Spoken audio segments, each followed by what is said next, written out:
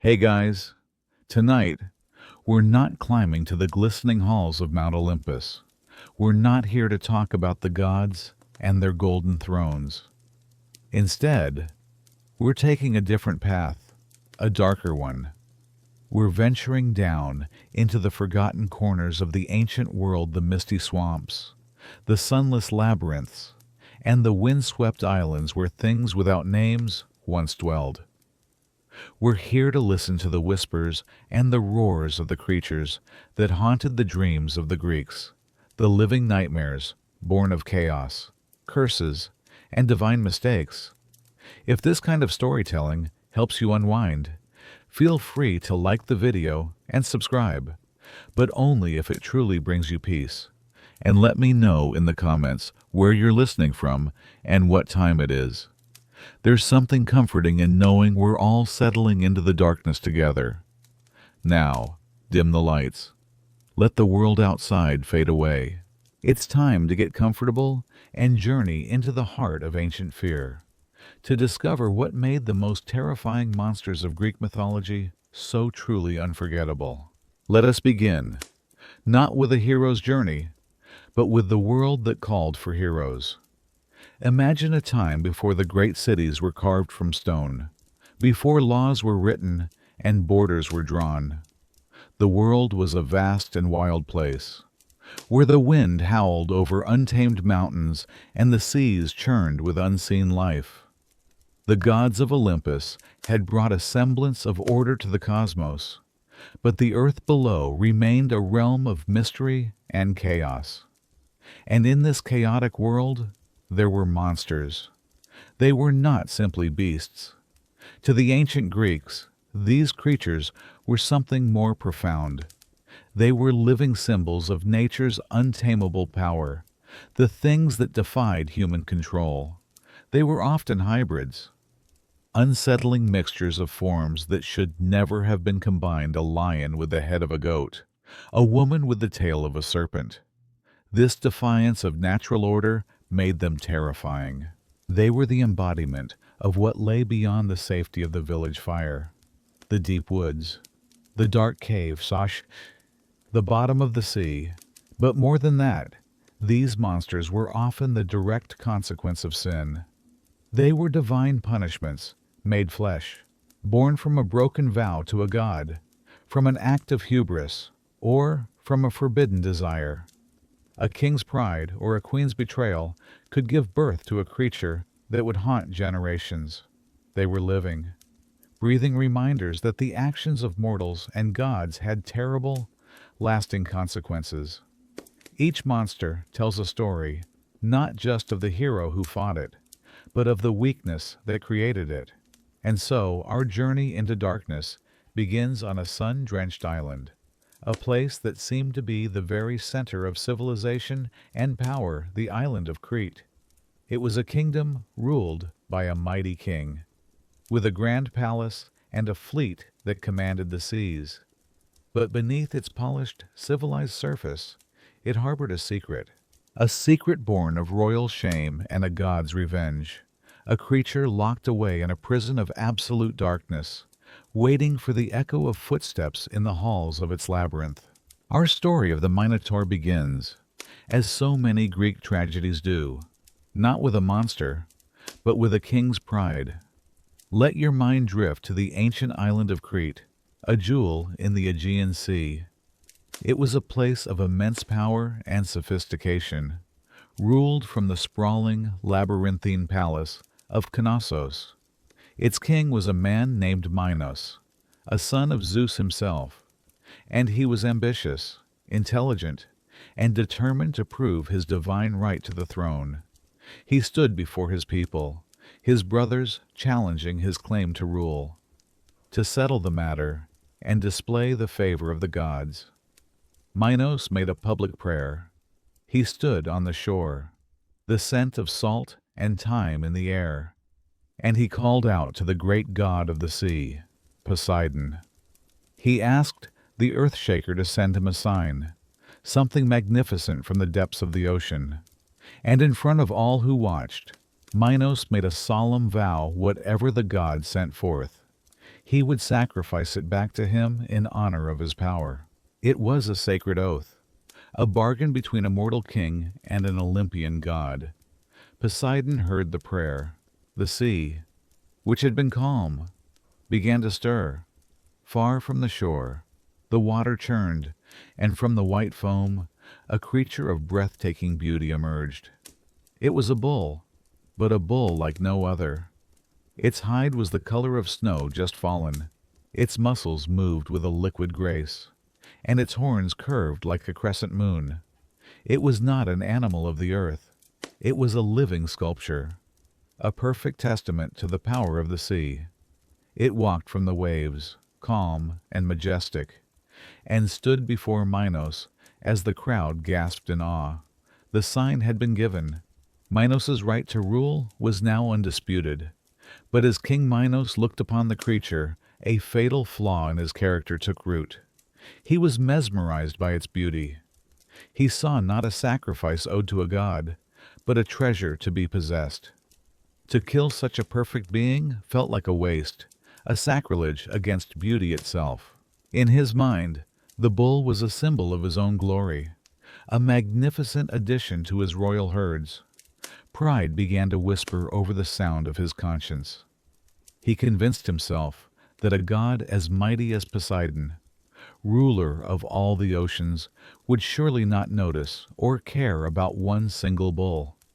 A fine specimen from his own herd, he reasoned, would be a perfectly acceptable substitute. And so, the sacred vow was broken. Minos ordered the magnificent Cretan bull to be secretly led away, hidden amongst his own cattle. In its place, he chose one of his own bulls, a lesser animal, and had it brought to the sacrificial altar. The rituals were performed. The smoke of the offering rose to the heavens. And Minos believed the matter was settled. He had his throne, and he had his beautiful bull.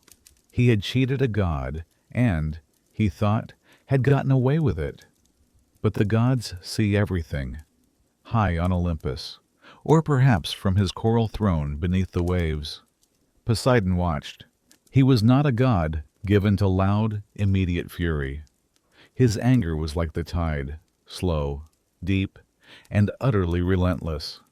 He had been disrespected. A mortal king had dared to place his own vanity above a sacred promise. Poseidon would not strike Minos down with an earthquake or a tidal wave. The punishment would be far more personal, more poetic, and infinitely more cruel. He would turn the king's pride against him, weaving a curse that would grow in the heart of his own family, in the bed of his own queen, and create a horror that would forever be associated with the name of Minos. The god's revenge was just beginning to stir. Poseidon's revenge did not fall upon King Minos directly. It crept into the heart of his palace, into the chambers of his wife, Queen Pasiphae. She was no ordinary mortal. She was the daughter of Helios, the great god of the sun, a woman of divine heritage who was said to possess knowledge of herbs and enchantments. But even the blood of a Titan could not protect her from the cold, calculated wrath of an Olympian. The curse descended upon her not like a thunderbolt, but like a slow, creeping fever. It began with a strange fascination for the magnificent white bull that now roamed the royal pastures. She found herself drawn to the meadows, watching it for hours as it grazed under the Cretan sun. Soon, fascination curdled into obsession. It was a maddening, unnatural desire that eclipsed everything else in her life. The touch of her husband became repulsive, the voices of her children, a distant noise. Her world, once filled with the duties and luxuries of a queen, had shrunk to a single, horrifying focus, the divine beast her husband had refused to sacrifice. This was a divine madness, a torment she could neither understand nor control. In her desperation, she sought out the one man on Crete whose genius was as great as her shame Daedalus. He was the master craftsman, the brilliant inventor who had fled Athens and now served King Minos.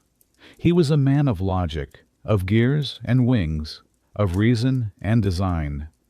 Imagine his horror when the queen, her eyes wild with a feverish longing, confessed her secret. She did not ask for a cure. She asked for a solution. She wanted a way to be with the bull. Daedalus was trapped. To refuse was to defy the queen. To obey was to become an accomplice in an act that defied gods and nature. But the challenge, the sheer impossibility of the request, must have appealed to the inventor in him, and so, with a heavy heart, he agreed. He retreated to his workshop, a place of sawdust and schematics, and began to construct his most perverse creation. He worked for weeks, his hands shaping a hollow frame of wood into the perfect likeness of a cow. He carved every detail with meticulous precision: the gentle curve of the back, the patient look in the glassy eyes, the delicate shape of the legs. He then draped it in the hide of a real cow, stitching it so seamlessly that the artifice was undetectable. The finished creation was a masterpiece of deception, a hollow shell of beauty designed to fulfill a cursed desire. Daedalus wheeled the wooden effigy into the meadow where the white bull grazed. With trembling hands, Queen Pasiphae climbed inside, hiding herself within the dark, hollow cavity. The master craftsman withdrew, leaving the decoy standing silently in the tall grass, smelling of wood and leather and the faint perfume of the queen. The magnificent Cretan bull, drawn by the impossibly lifelike form, approached. It saw not wood and artifice, but a mate. And there, under the brilliant light of her father, the sun, Poseidon's curse was fulfilled. The god's revenge was now complete. Pasiphae had sated her divinely inspired madness, but as she stepped out of the wooden cow, she carried within her a new and growing horror. The seed of a monster had been planted, and the price for her husband's broken vow would be paid by the whole of Crete. The months that followed were a quiet, suffocating agony within the palace of Knossos. Queen Pasiphae's pregnancy progressed, her condition a public fact, but the joy that typically accompanies a royal birth was replaced by a thick, unspoken dread. The court whispered behind their hands, servants averted their gazes, and King Minos retreated into a stony silence. He knew what was growing within his wife was not a son, but a sentence. It was the living embodiment of his broken promise, a debt to Poseidon that was finally coming due. When the day of the birth arrived, the halls of the palace were not filled with celebration, but with a tense, fearful hush. The cries that eventually echoed from the queen's chambers were not those of a normal infant. The midwives, when they emerged, were pale with shock, their faces masks of horror. For the child that Pasiphae had borne was a monstrous hybrid. It had the helpless, tender body of a human baby, but the head of a bull. Its eyes were dark and bestial, and a soft, downy fur covered its skull. They named him Asterion, the Starry One, a name that hinted at his divine lineage as the grandson of the sun god. But the world would not know him by that name. He would be called the Minotaur, the Bull of Minos, a name that forever tied the monster to the king whose sin had created him. In the beginning, perhaps, there was a sliver of pity for the creature. But as Asterion grew, the human part of him seemed to shrink as the beast within him swelled. He learned to walk on two legs, but his strength was inhuman. His cries became the guttural bellows of a bull, and soon a terrible and unnatural hunger began to manifest. The food of mortals did not satisfy him. He developed a craving for human flesh. The Minotaur was no longer just a symbol of royal shame. He was a mortal threat, a predator living within the very walls of the palace. For King Minos, The sight of his stepson was a daily torment. In the creature's bull-like face, he saw the magnificent beast he had coveted and the god he had betrayed. The monster was a walking, breathing monument to his own foolish pride. His fury was immense at Pasiphae for her weakness, at Poseidon for his cruel justice, but most of all, at himself. His family was disgraced, his legacy forever stained by this creature of shame. He was trapped. He could not kill the Minotaur, for the boy was of his own house and of divine blood. To harm him would surely invite even greater wrath from the gods. But he could not allow the creature to live among them, a constant danger and a source of horrifying scandal. He needed a solution. He needed to hide the monster, to bury it so deep that the world would forget it ever existed. It was not a decision made for the safety of his people, but for the preservation of his own power and reputation. And so, for the second time, King Minos summoned the master craftsman, Daedalus. The same brilliant mind whose ingenuity had enabled the monster's conception was now tasked with designing its eternal prison. Daedalus, the man of reason and invention, was now inextricably linked to this curse. His genius twisted once more into the service of containing the very horror he had helped unleash. King Minos's command to Daedalus was not a request. It was a desperate, absolute order born of shame and fear. "Build me a prison," the king commanded, "a structure so complex, so cunning, that what is placed inside can never find its way out. Build me a place to bury this horror forever." And so Daedalus, the man whose genius had already been bent to serve a monstrous passion, now applied his mind to the creation of a monstrous prison.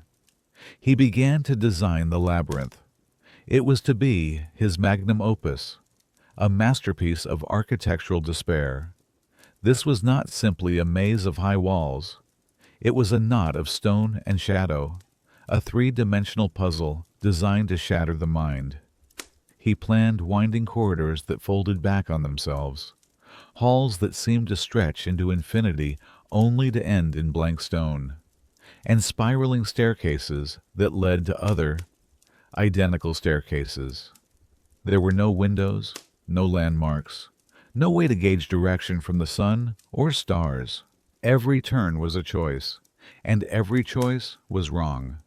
The labyrinth was an engine of confusion, a place that didn't just imprison the body, but unraveled the mind. The myth says that the design was so intricate that even Daedalus himself, its creator, could barely navigate his way out once it was complete. The structure was built in the depths beneath the palace of Knossos, a dark and sprawling foundation for the glittering courts above, while Minos projected an image of order and power to the world. Beneath his very feet, a monument to his chaotic secret was taking shape. When the last stone was laid, the moment came. The Minotaur, now a hulking adolescent beast, was lured into the mouth of the Lorath. Perhaps he was drawn in by the promise of food, or perhaps he was driven by force. He stepped across the threshold, from the world of light into a world of permanent twilight. And then, the great stone entrance was sealed behind him, and for the first time, the labyrinth had its prisoner. Imagine the silence that followed. The Minotaur was now utterly alone, the sole inhabitant of an impossible kingdom of stone. His world became an endless series of cold, dark corridors. His only companions were the echo of his own heavy footsteps and the sound of his own frustrated bellows reverberating through the passages. He would patrol the maze endlessly, a lonely, tormented king in a realm built to contain his rage and the world's fear of him. The darkness and isolation did not tame him. They nurtured his bestial nature, making him more feral. more desperate. The labyrinth had served its purpose. King Minos' shame was hidden from sight. To the outside world, the story of Pasiphae's child became a whispered rumor, a dark fairy tale. But the problem was not solved. It was merely contained. The labyrinth became a festering wound in the heart of Crete, a symbol of a terrible truth that was not confronted, but simply locked away. And in its twisting, lightless center, the monster waited, growing stronger, growing hungrier, for the day when his prison would also become his hunting ground. For years, the labyrinth remained a dark and silent secret, its lone inhabitant a ghost in its own home. But a monster, especially one born of divine curse, must be fed. And the tragic events that would provide the Minotaur with his victims began not in Crete, but across the sea. In the proud city of Athens, King Minos had another son, a human one, named Androgeos. He was the pride of the kingdom, a young man of great strength and skill, the perfect heir that Minos had always wanted. Androgeos, seeking glory, traveled to Athens to compete in the Panathenaic Games, a grand festival of athletics and tribute. He was a phenomenal athlete. He competed in every event, and he won every event, effortlessly defeating the youths of Athens and claiming every prize. His victory, however, was so absolute that it bred not admiration, but a dark and bitter jealousy. How Androgeos died is a story told in different whispers. Some say the king of Athens, Aegeus, grew fearful of this powerful Cretan prince and sent him on an impossible task to kill the Marathonian bull, which was, in fact, the very same Cretan bull that had been set loose on the mainland.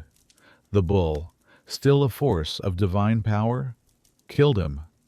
Other versions of the tale are more direct, claiming that a band of jealous Athenian athletes ambushed Androgeos on the road and murdered him in cold blood. The method did not matter. The result was the same.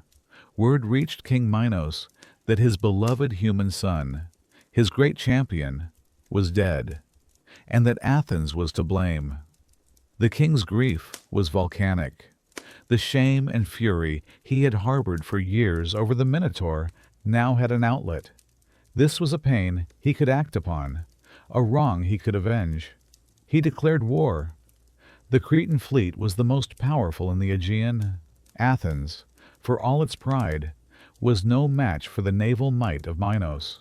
The city was besieged, its people starved, and it was soon forced to sue for peace. And it was here that Minos, his heart hardened by grief, exacted a punishment of unimaginable cruelty. He decreed the terms of the peace. Every 9 years, the city of Athens must send a tribute to Crete. This tribute was not to be gold, or grain, or ships. It was to be a tribute of human life. The 7 most courageous young men and the 7 most beautiful young women of Athens were to be chosen by lot. They would board a ship with black sails, a symbol of mourning, and be brought to Crete. There, they would not be made slaves or servants. They would be offered to the Minotaur. One by one, they would be led to the entrance of the labyrinth, unarmed and alone, and cast into the darkness to be hunted and devoured by the monster within. This was Minos' justice, a slow, terrifying death for 14 innocents, repeated every 9 years, to pay for the death of his one son. It was a brutal act of vengeance, a way to feed the beast he was forced to house, and a chilling political statement of Crete's absolute power over Athens. And so, a shadow of dread fell over the city of Athens. Every 9th year was a time of weeping and terror, as families prayed their children would not be chosen. The black-sailed ship became a recurring nightmare, a promise of a grief that would never end. And in the dark heart of the labyrinth, the lonely monster no longer had to suffer his hunger in solitude. His prison had now become his feeding ground, echoing with the cries of the innocent. 2 tributes had already been paid. 18 years had passed, and 28 of Athens's children had been lost to the darkness beneath Crete. As the 9th year approached once more, a pall of familiar sorrow settled over the city.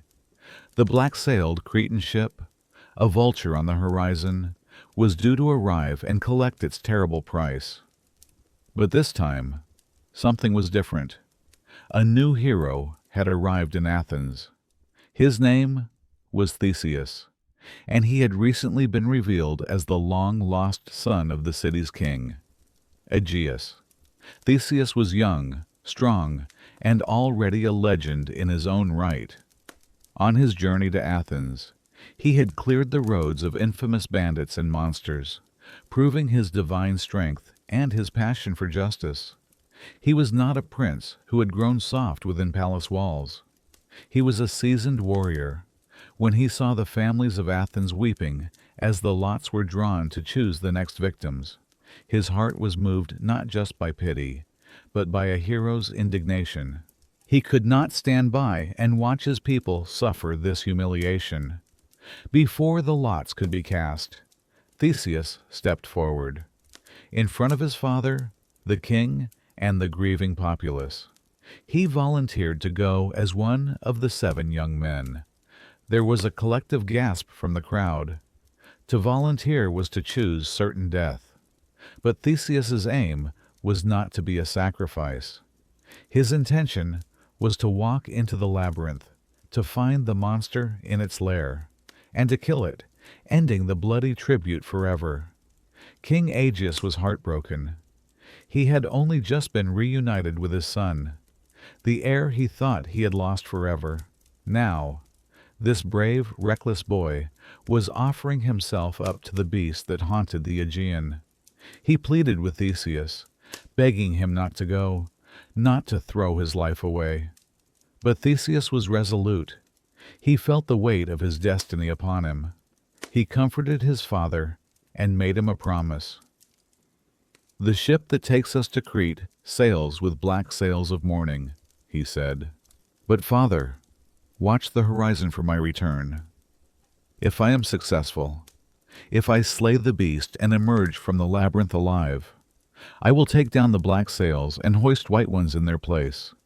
The white sails will be your sign that I am coming home, and that Athens is free." And so, King Aegeus tearfully agreed, clinging to the small hope of the white sails. A single, clean white sail was loaded onto the ship, a stark and lonely promise amidst the black canvas of despair. Theseus and the 13 other chosen youths, the finest and bravest of their generation, boarded the vessel. As it pulled away from the harbor, the city of Athens watched in a profound and sorrowful silence. The journey across the sea to Crete was somber. The other tributes huddled together, their faces pale with a quiet terror. They were sailing toward their own funeral. But Theseus did not show fear. He moved among them, offering words of encouragement. His calm resolve a small fire in the vast darkness of their despair. He was their leader, their champion, and their only hope. Finally, the mountainous coast of Crete appeared on the horizon, and soon the grand palace of Knossos loomed over them, a symbol of the power that had demanded their lives. They had arrived in the monster's kingdom. Their fate now rested entirely on the courage of the young prince who walked among them. When the Athenian youths were paraded before the court at Knossos, King Minos looked upon them with the cold satisfaction of a man whose vengeance was about to be served. They were 14 young lives, destined for the darkness below his feet. But seated near the king was someone whose heart was not hardened by revenge. It was his daughter, the Princess Ariadne. She was a tragic figure, a maiden who lived her life in the shadow of her mother's sin and her half-brother's monstrous existence. As she watched the doomed Athenians, Her gaze fell upon Theseus. He did not look like the others. While they stood with a quiet, resigned terror, he met her father's stare with a defiant fire in his own eyes. He had the bearing not of a victim, but of a challenger. In that moment, something shifted in Ariadne's world. Perhaps it was the hand of Aphrodite, the goddess of love. Or perhaps it was simply the desperate longing of a girl trapped in a house of secrets. She fell in love with him, instantly and completely. The thought of this beautiful, brave hero being torn apart in the darkness by the beast she called brother was more than she could bear. She decided she would not let it happen. That night, taking an immense risk, Ariadne sought Theseus out.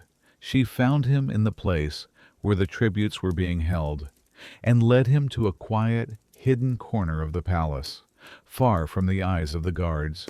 In hushed, urgent whispers, she confessed her plan. She told him she could offer him a way to survive, a secret to conquer the labyrinth. But her help came with a price. "I will save you from the monster," she said, her voice trembling. "But you must save me from this island. My life here is a prison of shame. Take me with you when you leave. Swear to me that you will make me your wife, and that I will never have to see Crete again." Theseus, looking at the determined princess, saw his only path to survival. He was a hero, but a pragmatic one. He knew he could not defeat the labyrinth alone. He readily agreed to her terms, swearing a solemn oath that if he survived, he would take her from Crete and she would be his bride in Athens, trusting his vow. Ariadne presented him with two gifts. The first was a sword, sharp and deadly, to face the Minotaur. But the second gift was far more valuable. It was a simple ball of string, a clue of thread.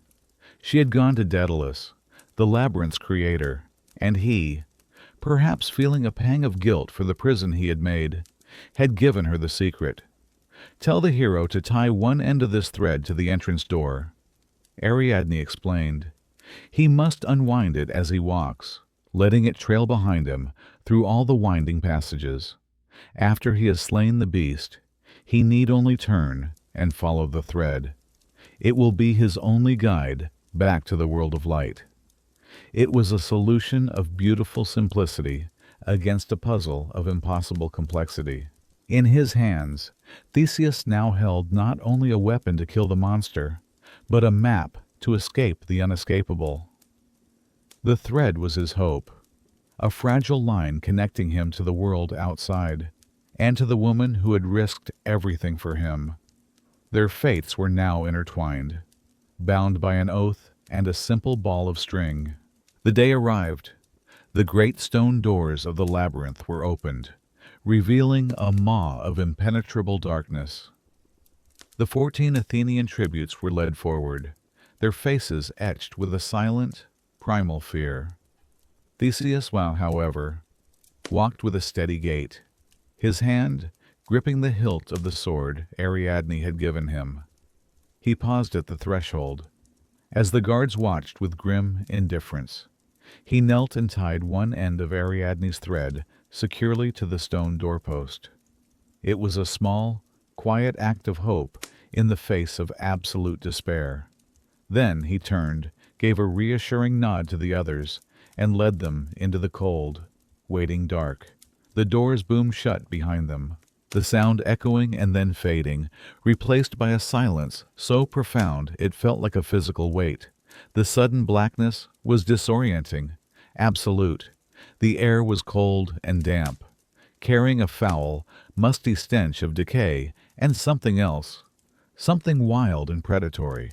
As their eyes slowly adjusted, they could just make out the towering stone walls disappearing into the gloom above. Their only guide was Theseus, and the fragile thread that unspooled from his hand like a lifeline. He led them deeper into the maze. The path twisted and turned without reason or pattern. They walked through corridors that felt identical, past doorways that led to more passages, down stairways that seemed to lead nowhere. The floor was littered with the grim leavings of the Minotaur's past meals, the scattered bones of those who had come before them, crunching softly under their feet. The other youths followed closely behind Theseus, their panicked breaths the only sound besides the drip of water from the stone ceiling. For hours they walked, losing all sense of time, their only certainty the thin string in their hero's hand. Then they heard it.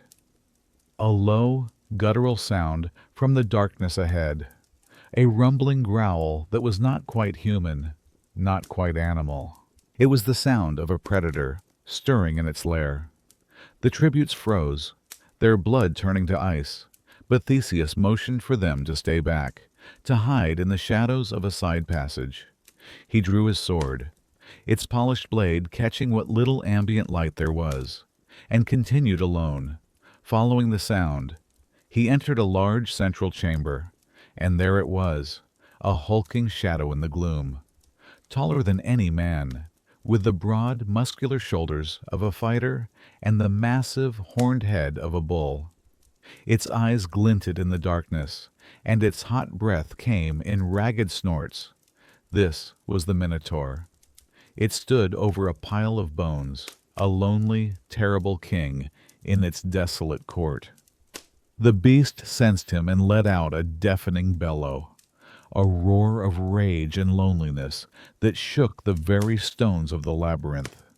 It charged. Theseus, quick and agile, sidestepped the attack, the monster's horns scraping violently against the wall where he had just been standing.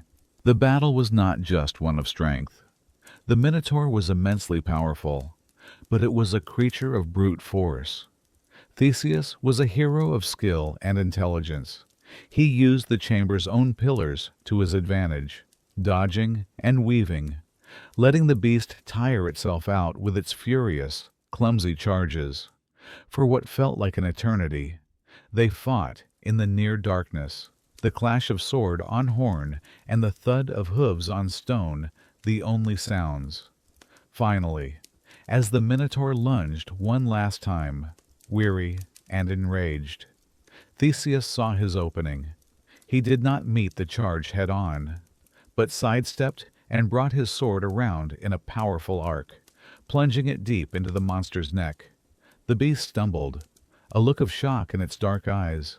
It let out one last mournful cry, a sound not just of pain, but perhaps of release, before crashing to the floor. And then, for the first time in years, the heart of the labyrinth fell silent. The monster was dead. In the profound silence of the labyrinth, Theseus stood over the body of the fallen Minotaur. The beast that had terrorized the Aegean for a generation was dead. But victory was only half the battle. Now, he had to conquer the prison itself. He found the other Athenians, huddled in the darkness, their terror slowly giving way to awe. He then knelt and found what he was looking for, the delicate, life-saving thread left by Ariadne. Clutching it tightly, he began to lead them back. The journey out was slow and methodical. Every turn they had made in their panicked descent, they now had to retrace with careful precision. The thread was their only guide, a fragile map leading them out of the architectural nightmare. For what felt like another lifetime, they walked, winding their way through the oppressive stone corridors, until at last they saw a sliver of light. They emerged, blinking, into the Cretan sunshine, leaving the darkness and death behind them. Ariadne was waiting, her face alight with relief and joy. Their reunion was brief and urgent. There was no time to celebrate. King Minos would soon discover that his monster was dead and his prisoners had escaped. Before he could raise an alarm and send his powerful fleet after them, they had to flee. They raced to the harbor where the Athenian ship was docked. Some versions of the myth say that Theseus, ever the strategist, took the time to sabotage the Cretan ships, drilling holes in their hulls to render them useless. Under the cover of night, they slipped out of the harbor and set sail into the open sea. They were free. The mood on the ship was one of pure elation. The 14 youths who had been sent to die were now returning home as heroes, accompanied by the princess who had saved them. On their journey, they stopped at a small, lush island called Naxos to rest and take on fresh water. That evening, exhausted from their ordeal, Ariadne fell into a deep sleep on the shore. And here, the hero's story takes a dark and ambiguous turn. While Ariadne slept, Theseus gathered his crew and they quietly boarded their ship. He gave the order to raise the anchor and set sail, leaving the princess of Crete alone and asleep on the beach. Why he did this remains a mystery, a subject of debate for poets and scholars for centuries. Was it an act of cold-hearted betrayal? Did he simply use her to achieve his goal and then discard her, fearing the political complications of bringing the daughter of his enemy back to Athens? Or was it a reluctant act of piety? Some myths say the god Dionysus appeared to Theseus in a dream, declaring that Ariadne was destined to be his bride, and commanded the hero to leave her. Another version claims it was the goddess Athena who ordered him to abandon her. We will never know the truth. What we do know is the image of Ariadne waking the next morning. The sun was rising, the sea was calm, but the shore was empty. She saw the Athenian ship, a tiny speck on the vast horizon, its sails carrying her hero away from her forever. Imagine her panic, her disbelief turning to a crushing, heartbreaking despair. She had betrayed her father, her home, and her own blood for this man. She had saved his life and Baesa, and in return, he had abandoned her to an unknown fate on a deserted island. Her cries of anguish were lost to the sound of the waves. The great hero Theseus, slayer of the Minotaur, was also a breaker of oaths. His shining victory would forever be stained by this act of profound betrayal. The tale of the Minotaur is a singular tragedy, a story of a lone monster born from a specific curse. But many of the other horrors that plagued the ancient world were not so solitary. They were family. They shared a dark and terrible bloodline, a lineage that began with two primordial beings who were, in many ways, the parents of fear itself. Let us speak first of the mother. Her name was Echidna. In the shadowed corners of myth, she was known as the mother of all monsters. She was a grotesque paradox, a creature whose form was a twisted mockery of nature. From the waist up, she was a beautiful nymph with bright eyes and fair skin, but below the waist, her body was that of a monstrous, speckled serpent, coiling in the darkness of the deep. Subterranean cave she called home. She was a creature of the earth's hidden places, a beautiful horror who never saw the sun. Her mate was a being of even greater terror. His name was Typhon, a storm giant so vast and powerful that his head was said to brush against the stars. He was a creature of pure chaos, with 100 dragon heads and a voice that was a symphony of every terrifying sound in nature. He was the ultimate monster, a force so overwhelming that he once challenged Zeus himself for control of the cosmos. From the union of these two nightmares, a brood of horrors was unleashed upon the world. They were the children of Echidna and Typhon, each one a unique terror destined to become a trial for the greatest heroes of Greece. From their dark union came the Nemean lion, whose hide could not be pierced by any weapon. From them came the Chimera, a fire-breathing abomination, and from them came Cerberus, the three-headed hound who guarded the gates of the underworld itself. The heroes of this age, Particularly, the great Heracles did not just fight random beasts. In many ways, their legendary labors were a systematic campaign to dismantle this monstrous family tree, to hunt down the children of Echidna one by one and restore a fragile order to the world. And our next story takes us to a festering, poison swamp, to the lair of another of these children, a serpent with many heads, whose very breath was death, and for whom every wound only brought forth a greater strength. We turn now to the Lernaean Hydra. Let your mind now travel to a place of stagnant water and creeping rot, the swamps of Lerna. This was not a tranquil wetland teeming with life. Lerna was a gloomy, accursed place, a wound upon the earth where the ground was perpetually saturated with black, murky water. It was said that one of the entrances to the underworld was hidden somewhere in its depths, and the air itself felt heavy, thick with the foul stench of decay. Nothing wholesome grew here. The reeds were black and withered, and a strange, unnatural silence hung over the pools, broken only by the buzz of insects and the soft burble of gas. This poisoned marsh was the lair of the Lernaean Hydra, born of the monstrous union of Typhon and Echidna. The Hydra was a creature that seemed to be the embodiment of the swamp itself. It was a colossal serpent, its body thick as an ancient tree trunk, covered in dull, glistening scales that shifted between green and brown, perfectly camouflaged in the murky water. But its true horror was not its size, but its multitude of heads. The exact number varies in the telling of the myth. Some say it had 50, others 100. But the most common story, the one whispered by poets around campfires, settles on 9.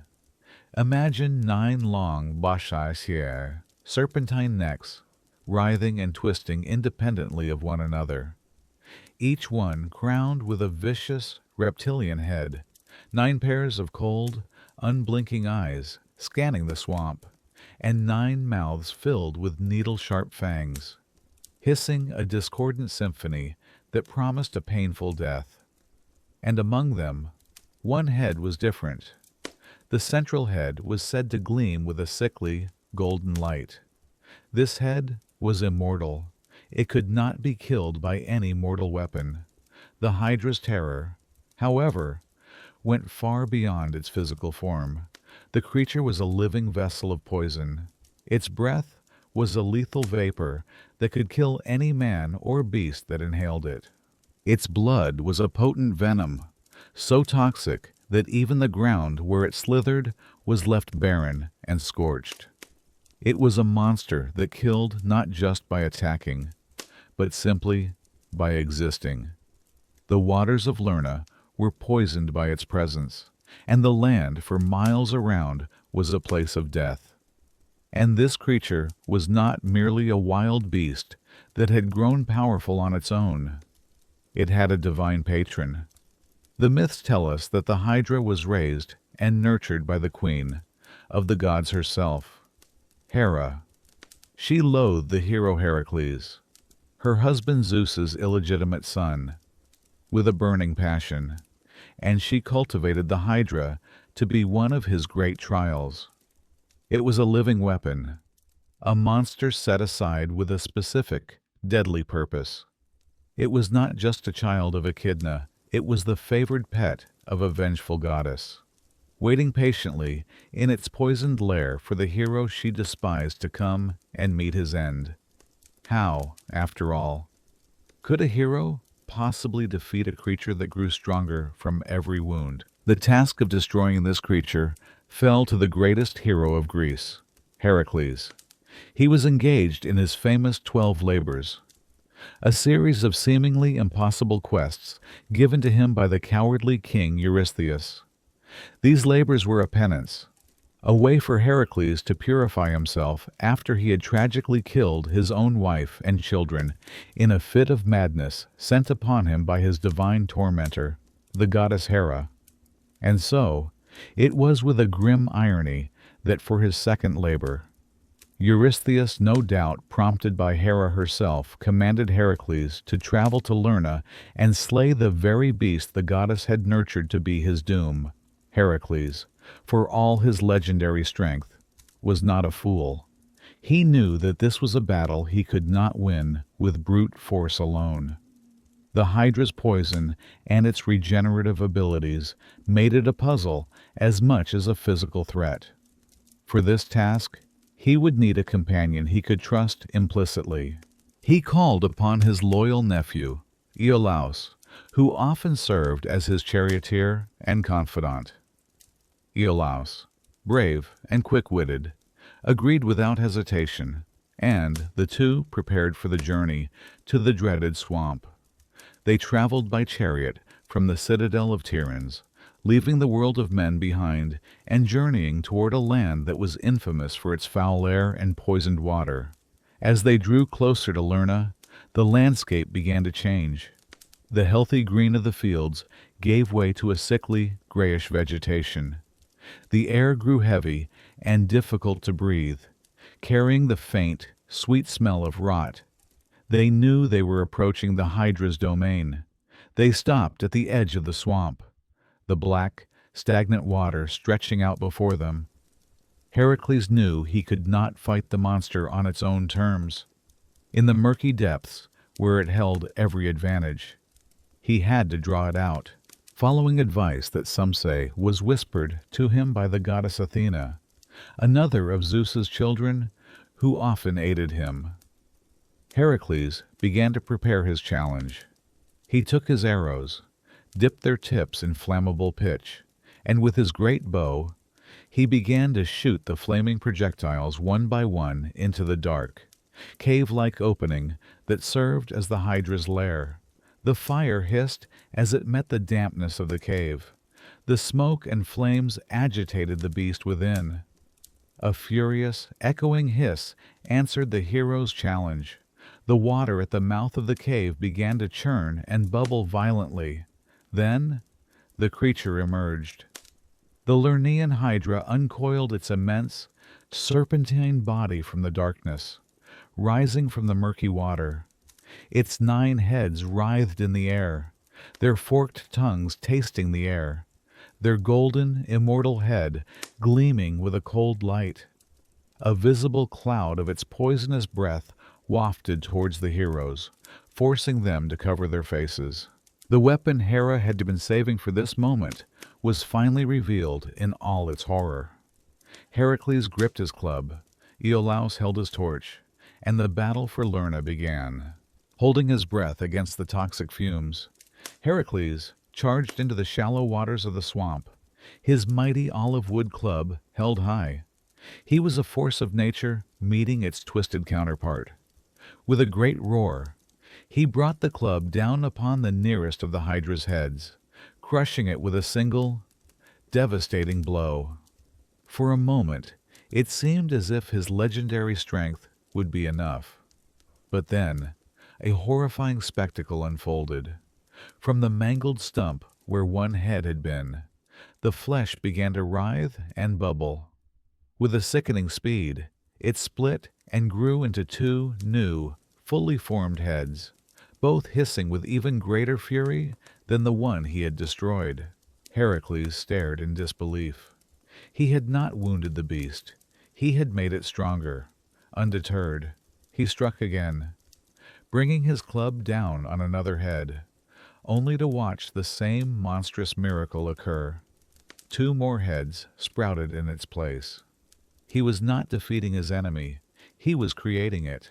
The mass of serpentine necks was multiplying before his eyes, from 9 to 10 to 11. A wave of desperation must have washed over the hero. His greatest asset, his godlike strength, was useless here. In fact, it was the very catalyst for the monster's growth. The more he fought, the more invincible the Hydra became.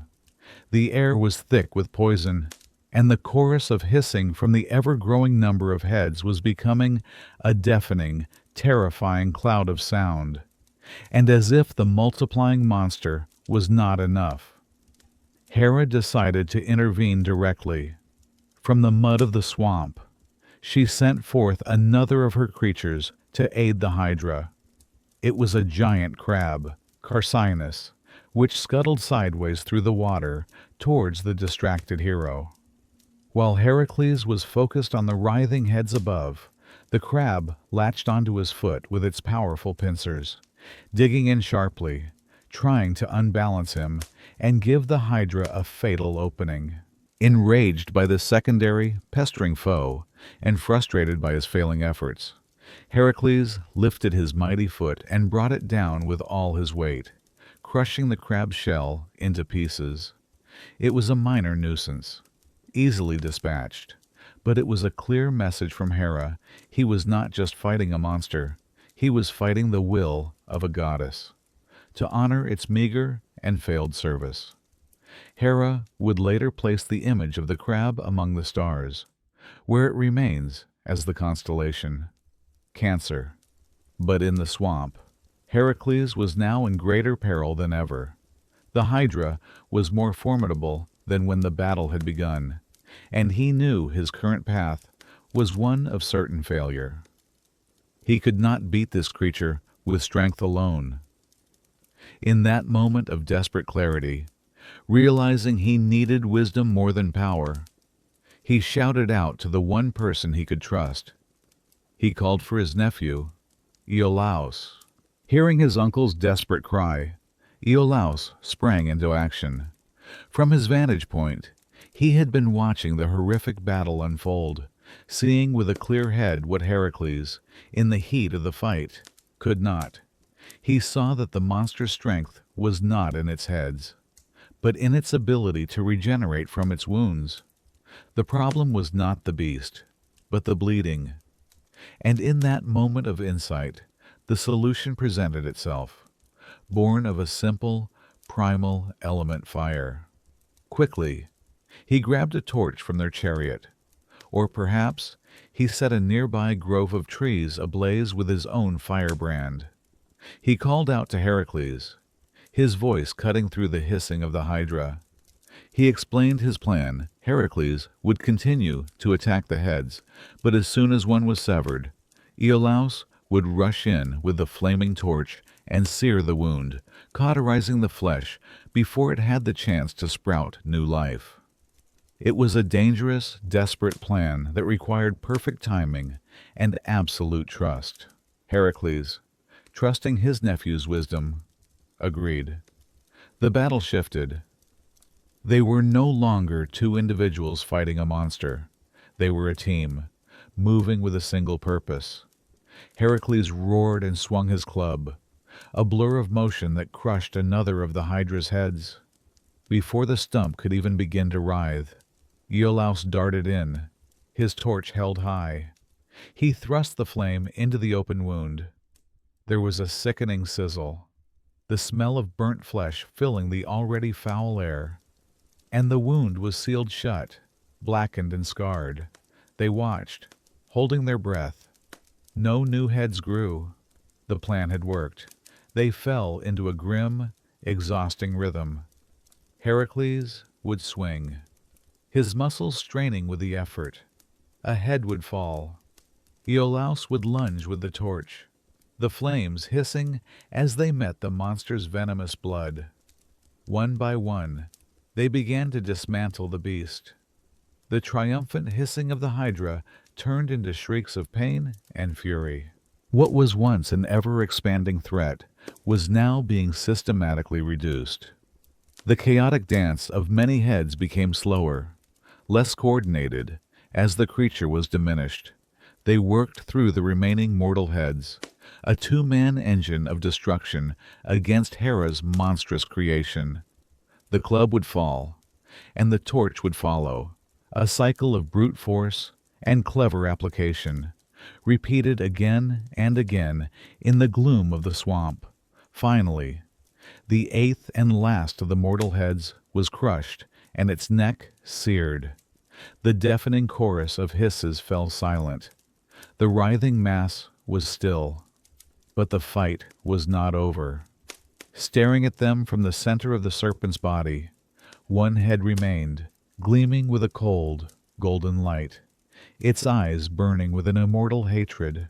The cacophony of the swamp had fallen away, replaced by a tense silence. 8 of the Hydra's heads lay destroyed, their necks blackened and sealed by fire. But the battle was not over. The central head, the immortal one, remained. It swayed on its thick neck, its golden scales shimmering with a sickly, otherworldly light. Its eyes, ancient and full of malice, were fixed on Heracles. This head could not be crushed. It could not be burned. It was a piece of eternity, a fragment of undeath that no mortal weapon could destroy. It did not need a body to live. Its existence was absolute, a fact of nature as immutable as a star in the night sky. Heracles, covered in sweat and the foul-smelling ichor of the beast, understood this. He knew that his club, which had pulped the other heads into nothingness, would be useless against this final foe. The wood would splinter. His own strength would be meaningless against something that did not recognize the concept of injury. He could not kill it. And something that cannot be killed must be contained.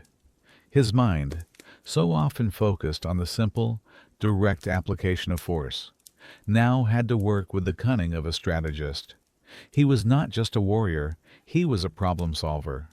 And this was the final, most complex part of the puzzle. With a great final roar that was more a feat of strategic effort than of rage, he swung his club. He aimed not for the golden head itself, but for the thick, serpentine neck beneath it. The blow was not meant to crush, but to stun and disorient, to provide a single moment of opportunity. The immortal head was thrown aside by the force of the impact, its hissing momentarily silenced. In that instant, Heracles drew the golden sword that some say the goddess Athena had provided him, its blade impossibly sharp, and with a single, fluid motion, he severed the immortal head from the Hydra's writhing body. The great serpent's form, now headless, convulsed one last time, a mountain of muscle and scale that finally shuddered and fell still, its foul life extinguished in the murky water. But the golden head, lying on the muddy ground, was far from dead. It was, if anything, more furious than before. Freed from the cumbersome body, it snapped and hissed venomously, its fanged mouth seeking a foe. It was a thing of pure, indestructible hatred, a disembodied curse, acting with haste before it could somehow reanimate the corpse or find some other way to continue its malevolent existence. Heracles used the broad side of his club to push it away from the swamp. He found the road that passed by Lerna, the path used by travelers, and with his immense strength, he began to dig a deep hole in the earth. He pushed the still living immortal head into the pit, and then, his muscles straining, he heaved a massive boulder, one so large that no other man could have moved it, and rolled it on top of the hole. There, under the immense, crushing weight of the stone, the immortal head of the Hydra would remain for all time, still living, still hissing, forever trapped in a tomb of darkness and silence. The second labor was, at last, complete. The monster itself was vanquished. But the consequences of this battle were far from over. As Heracles stood, breathing heavily in the now quiet swamp, he looked upon the massive, lifeless body of the Hydra. He was victorious, a hero who had faced down a creature of nightmare and won. But he was also a pragmatist, a man who understood the nature of tools and weapons. He knew that the creature's true power, its most deadly and enduring aspect, was not in its regenerating heads, but in the potent venom that flowed through its veins. He would not let such a force go to waste. A hero, after all, must be prepared for the labors yet to come, and he knew that the enemies that awaited him would be no less formidable. With great care, avoiding contact with the toxic blood, he used his sword to slice open the Hydra's immense carcass, a black, viscous fluid. The creature's venomous blood pooled within the body cavity, one by one. Heracles took the arrows from his quiver and dipped their tips into the foul substance. The bronze arrowheads were instantly stained a dark, iridescent color, and seemed to hum with a new, lethal power. He now possessed a new and terrible weapon. A single scratch from one of these arrows would be enough to bring an agonizing death to any mortal, and it was said the poison could cause excruciating, incurable pain, even to a god or a titan. This act, born of a hero's foresight, would serve him well. This poison would help him conquer the Stymphalian birds, and it would play a role in his quest to retrieve the cattle of Geryon. It was the fruit of his victory, a tool forged from the essence of his fallen foe. But this power came with a heavy, inescapable curse. The Hydra's poison was absolute. It was a tool of indiscriminate death, and it did not distinguish between friend and foe, between a monster's hide and the flesh of an innocent.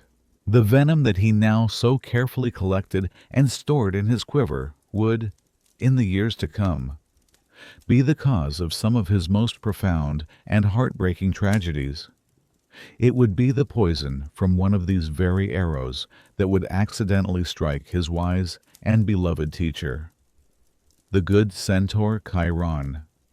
Because Chiron was immortal, the wound could not kill him, condemning him instead to an eternity of unbearable agony, a pain so great that he eventually chose to give up his immortality just to find the release of death.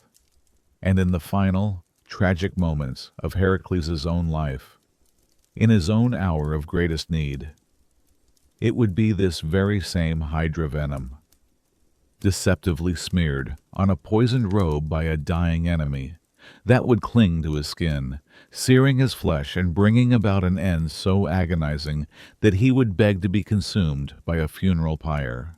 As he turned his back on the swamp of Lerna, Heracles carried with him not just the glory of a completed labor, but the literal seeds of his own undoing. The Hydra, though dead and buried, had given him one last parting gift, a legacy of poison that would follow him to his own grave. Let us leave the damp, dark swamps of Lerna behind. The lingering smell of poison and decay fades as our journey now takes us south, across the sea, to the sun-baked, rocky land of Lycia in Asia Minor. Here, the terror that gripped the land was not one of festering water or creeping venom, but of scorching, relentless flame. The world of Greek myth, as we have seen, was filled with creatures born of unsettling combinations, hybrids that defied the laws of nature. And the next child of Echidna and Typhon was perhaps the most chaotic and impossible assembly of all. It was not a single beast, but a nightmarish fusion of three, a walking, breathing blasphemy against creation. The people of Lycia did not fear the dark corners of the swamp, or the crushing depths of the sea. They feared the hills, the craggy, sun-drenched mountains that overlooked their fields and villages. For a terror with the heart of a lion, the body of a goat, and the tail of a serpent had made those hills its own. It was a creature that carried a furnace within its lungs, a monster whose approach was announced not by a roar that echoed, but by the smell of burning earth and the sight of smoke on the horizon. The people of Lycia feared the coming of the creature they called the Chimera. The Chimera was a monster that should not exist. It was a creature that seemed to have been stitched together in a mad dream, a living collage of predatory power that defied all logic. Its form was a grotesque testament to the chaotic imagination of its parents, Typhon and echidna. Its front part, and its primary aspect, was that of a great and terrible lion. It had the powerful, muscular shoulders of a lion, the sharp, retractile claws that could tear a man to pieces, and a majestic basilier, snarling head framed by a thick mane. This part of it embodied raw, terrestrial power and predatory fury. But its midsection was bizarre, a strange and unsettling fusion. From its back, where the spine of the lion should have been, grew the body and head of a great goat. This second head, with its vacant, yellow eyes and curved horns, would bleat with a horrifying, unnatural sound, a cry that was a chilling counterpoint to the lion's roar. This goat aspect gave the creature an unnerving agility, allowing it to navigate the steep, treacherous cliffs of its mountain home with an unnatural ease. And its rear section completed the monstrous trinity. Its hind legs were those of the goat, but its tail was not a tail at all. It was the long, coiling, scaly body of a great serpent, and it ended not in a tuft of hair, but in a venomous, hissing snake's head, its forked tongue darting out to taste the air, ready to strike with deadly poison. It was three creatures in one, a chimera of conflicting forms, each part a weapon. This grotesque body was terrifying enough, a walking nightmare that moved with a disjointed yet powerful gait. But the chimera's most devastating and famous weapon was born in its very lungs. The lion's head, the primary head, did not just roar, it breathed fire. With a great inhalation, it could draw the air into a furnace within its chest and exhale a torrent of scorching flame. It was a living flamethrower, a creature that could turn a forest to ash, boil a river, and melt the very bronze of a warrior's shield from a distance. It was a siege weapon made of flesh and bone, a creature of earth and fire, a living volcano that had made its home in the mountains of Lycia, and from there, it brought ruin to the kingdom below. The chimera's presence turned the once beautiful and fertile land of Lycia into a scorched and blackened wasteland. Its existence was a constant, unpredictable reign of terror. It would descend from the high, rocky crags of the mountains, its monstrous form silhouetted against the sun, its approach heralded by the smell of sulfur and the sight of rising smoke. Its primary motivation was hunger, a hunger as threefold as its own body, and its appetite was voracious. With its fiery breath, it would set entire fields of ripe grain ablaze, not just eating, but destroying the kingdom's food supply in moments of catastrophic rage. The sound of its coming would send shepherds running for their lives, abandoning their flocks to the beast. The chimera would slaughter sheep and cattle, its lion mouth tearing at their flesh, while its goat head bleated in a mad chorus. It was a force of complete and utter destruction. Villages that lay too close to the mountains lived in a state of perpetual fear. The creature would attack at will, setting the thatched roofs of homes on fire, turning a peaceful community into a blazing inferno in minutes. The people of Lycia were its helpless prey. The kingdom's armies were powerless against it. Warriors who bravely marched into the hills to face the beast never returned. Their bronze shields and armor were useless against a foe that could melt them from a distance.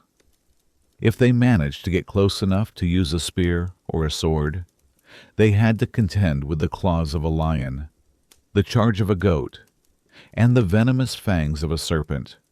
The creature had no discernible weakness. It was an army in a single body.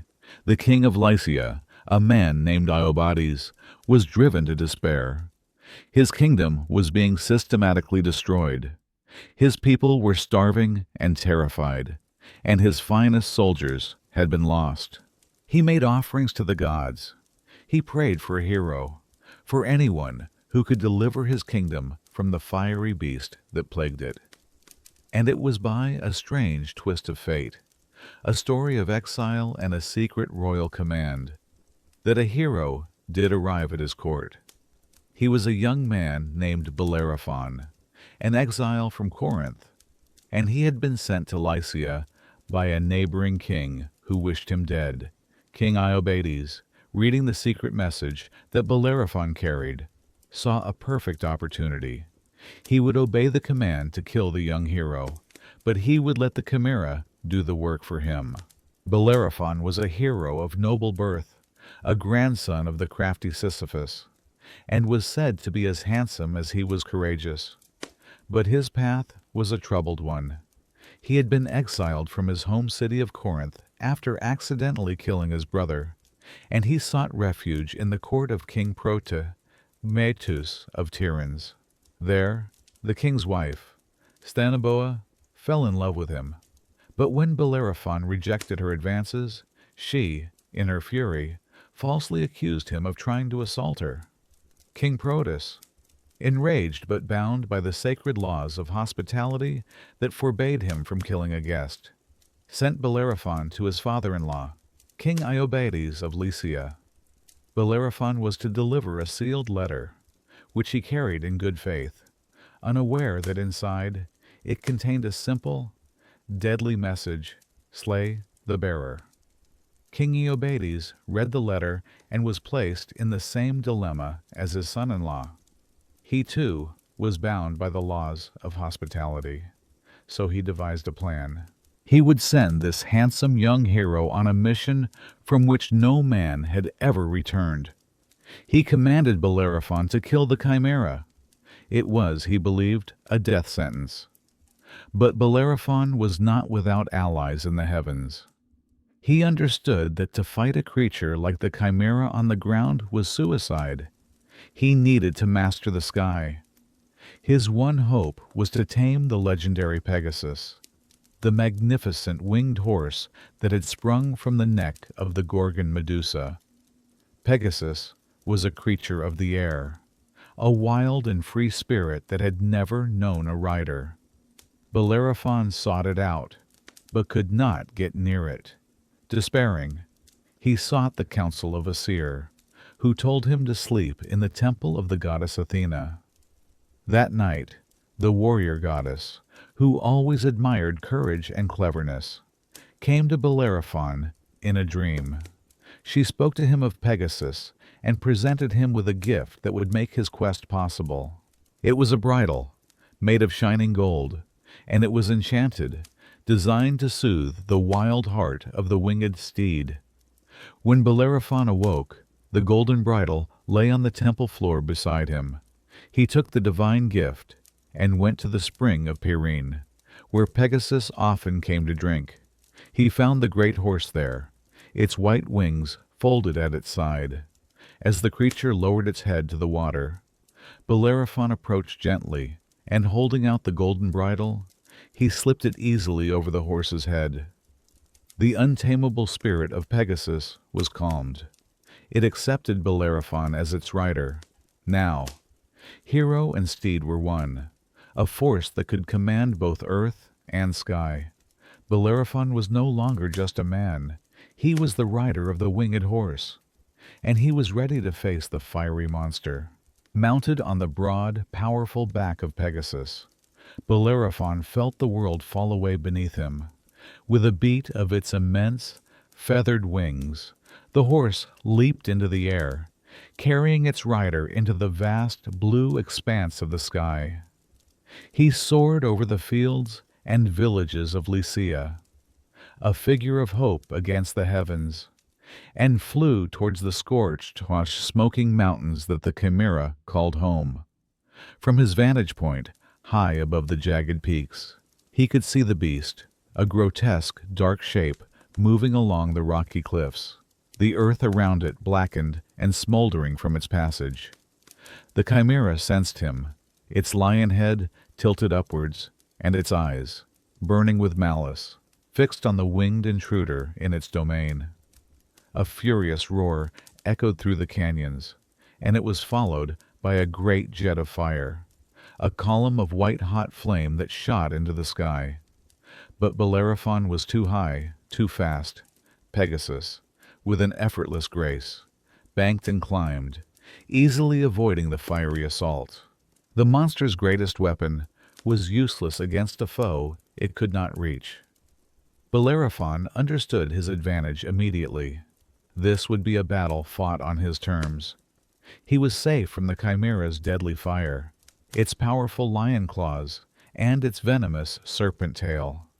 He guided Pegasus into a series of swooping passes, flying just within range of his bow. He let loose a volley of arrows, their bronze tips aimed at the creature's hide. But the Chimera was a child of gods and monsters. Its skin was thick and tough as iron, and the arrows glanced off it, causing little more than annoyance. The beast was infuriated, snapping and breathing fire at the sky. But it was not truly harmed. Bellerophon realized that a simple frontal assault would not work. He needed a strategy that was as unconventional as the monster itself. He needed to use the creature's own power against it. He remembered the tales of its fiery breath, a heat so intense it could melt metal. And in that thought, a plan of great ingenuity and daring was born. He took the long spear he carried and flew to a nearby town, where he acquired a large block of lead, the soft, heavy metal used by fishermen for their nets. He securely fastened the block of lead to the tip of his spear. His weapon was now heavy and unbalanced, but it was a key, designed to unlock the monster's doom from within. Holding the lead-tipped spear, he turned Pegasus back towards the mountain, preparing for one final, perilous dive. Bellerophon held the lead-tipped spear tightly, its weight a heavy promise in his hand. He urged Pegasus into a steep, breathtaking dive, a comet of white and bronze hurtling from the sky directly towards the monstrous chimera below. The creature, seeing its aerial foe finally coming within reach, reacted with instinctual fury. It planted its powerful legs, tilted its great lion's head back, and opened its fanged maw wide, preparing to unleash the full, concentrated force of its fiery breath to incinerate the hero mid-flight. This was the exact moment Bellerophon had been waiting for. The monster's throat, the very source of its power, was exposed. With perfect timing and all of his heroic strength, he aimed his spear not at the creature's tough hide, but directly into the open, roaring furnace of its mouth. He thrust the spear deep into the chimera's gullet, just as the beast exhaled. The result was instantaneous and catastrophic. The torrent of flame engulfed the block of lead at the end of the spear. In the intense heat, the solid metal began to melt almost immediately. It transformed into a river of shimmering, molten lead, pouring down the creature's throat and into its vital organs. The chimera's roar of fury was cut short, replaced by a gurgling, agonized shriek of a kind never heard before on Earth. The fire that had been its greatest weapon, its symbol of terror, had become the instrument of its own excruciating execution. The beast thrashed wildly on the mountainside, its three heads contorting in a final, silent symphony of agony. It convulsed as its insides were burned away by the molten metal, a pain that no creature, no matter how monstrous, could withstand. With a final, shuddering spasm, it stumbled and fell from the high cliffs, its heavy body tumbling down the rocky slope to crash in the valley below. A puff of dust and steam rose from its corpse, and then all was still. Its internal fires were extinguished forever. Bellerophon, circling high above on the back of the silent Pegasus, watched it fall. He had done the impossible. He had not simply overpowered the beast, he had outwitted it. The terror of Lycia was over. The land was safe. And the name of Bellerophon, the clever hero, the rider of the winged horse, would be sung in stories for generations to come, a testament to the idea that even the most terrifying of monsters can be defeated by a mind that is as sharp as any hero's spear. Now, let us turn our journey from the scorched mountains of Lycia to the churning, treacherous waters of the sea. There is a narrow passage of water that separates the island of Sicily from the Italian mainland, a place known to modern sailors as the Strait of Messina. To the ancient Greeks, however, this was no mere geographic location. It was a place of myth, a deadly corridor of water that was home to a terror of a different kind. The monsters here were not beasts that roamed the land, but horrors that were part of the landscape itself. Two inseparable evils lurking on opposite sides of the narrow strait. Imagine you are an ancient sailor, your small, bay wooden ship propelled by sail and oar, approaching this passage. The winds become unpredictable, the currents strong and chaotic. The sailors whisper stories they have heard in distant ports, tales of ships that have entered this strait and have never been seen again. They speak of a choice that every captain who dares this passage must make, for to sail through these waters is to navigate between two certain deaths. On one side of the strait, high up in the cliffs, lives a monster that snatches men from their decks. On the other side, a monster lurks beneath the waves, a creature that does not just take a few men, but swallows ships whole, crew and all. This was the terrible dilemma of the strait. To avoid one monster, you had to sail closer to the other. There was no safe path. There was no third option. There was only the choice of which death you would face. The Greeks gave names to these horrors. On one side was Scylla, the eater of men. On the other, Charybdis, the swallower of the sea. They were not partners.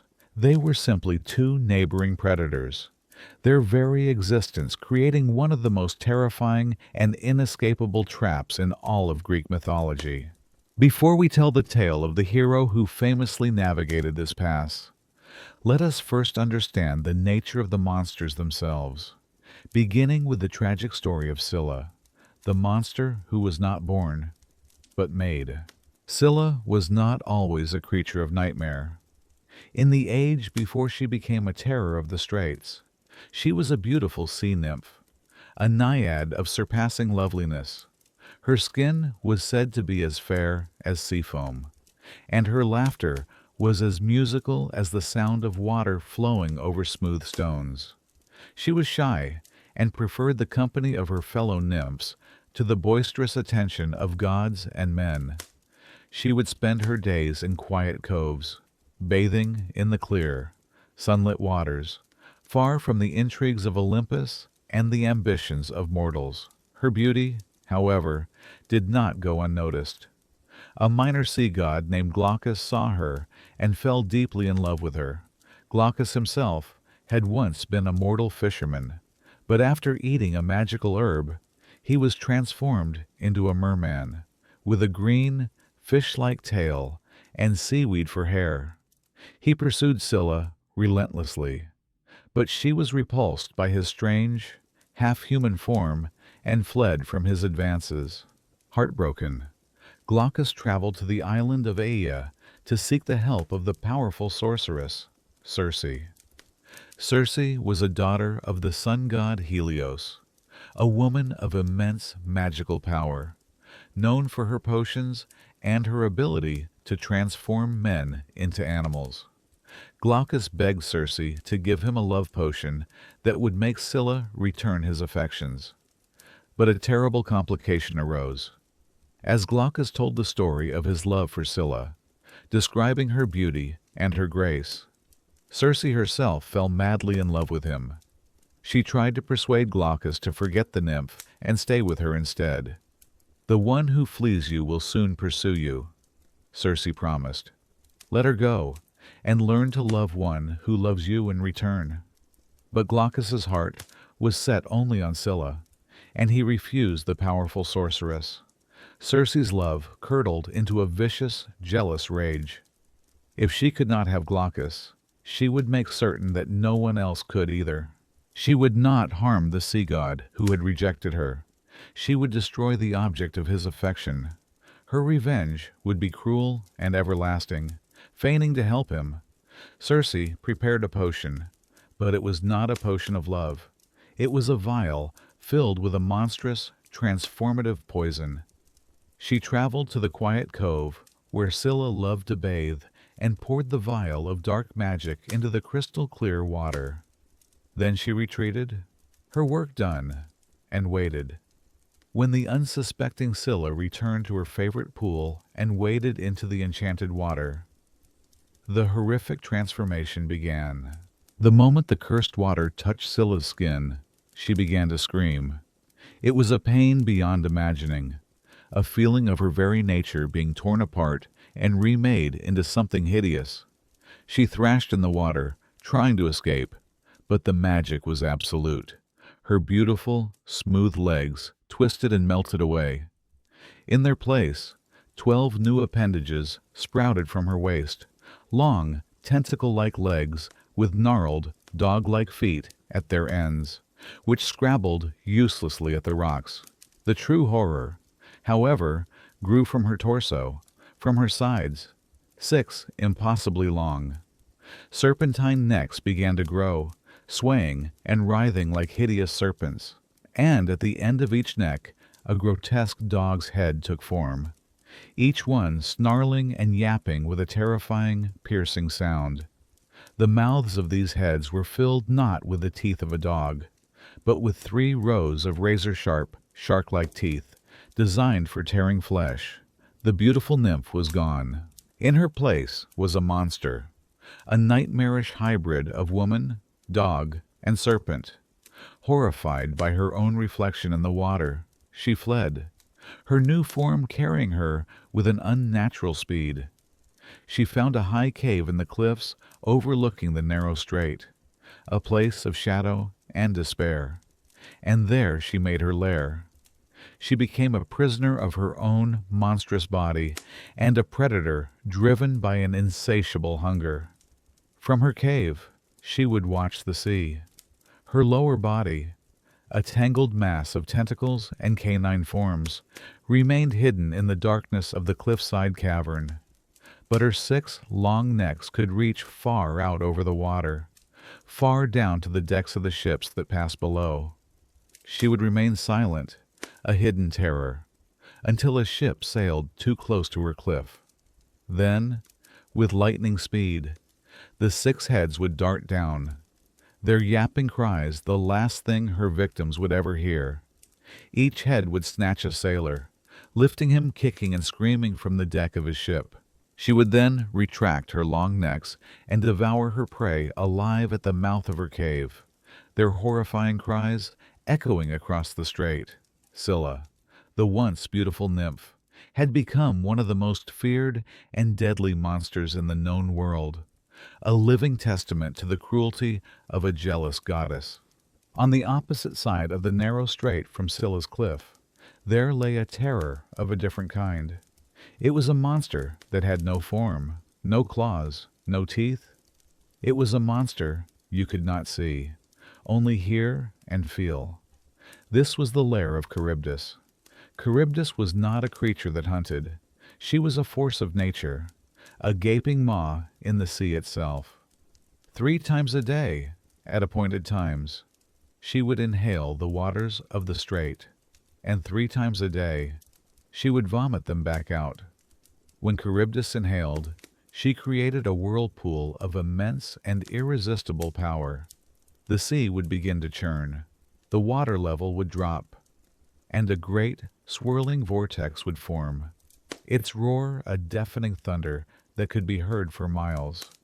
Any ship, no matter how large or well built, that was caught in the pull of her breath would be sucked down into the depths.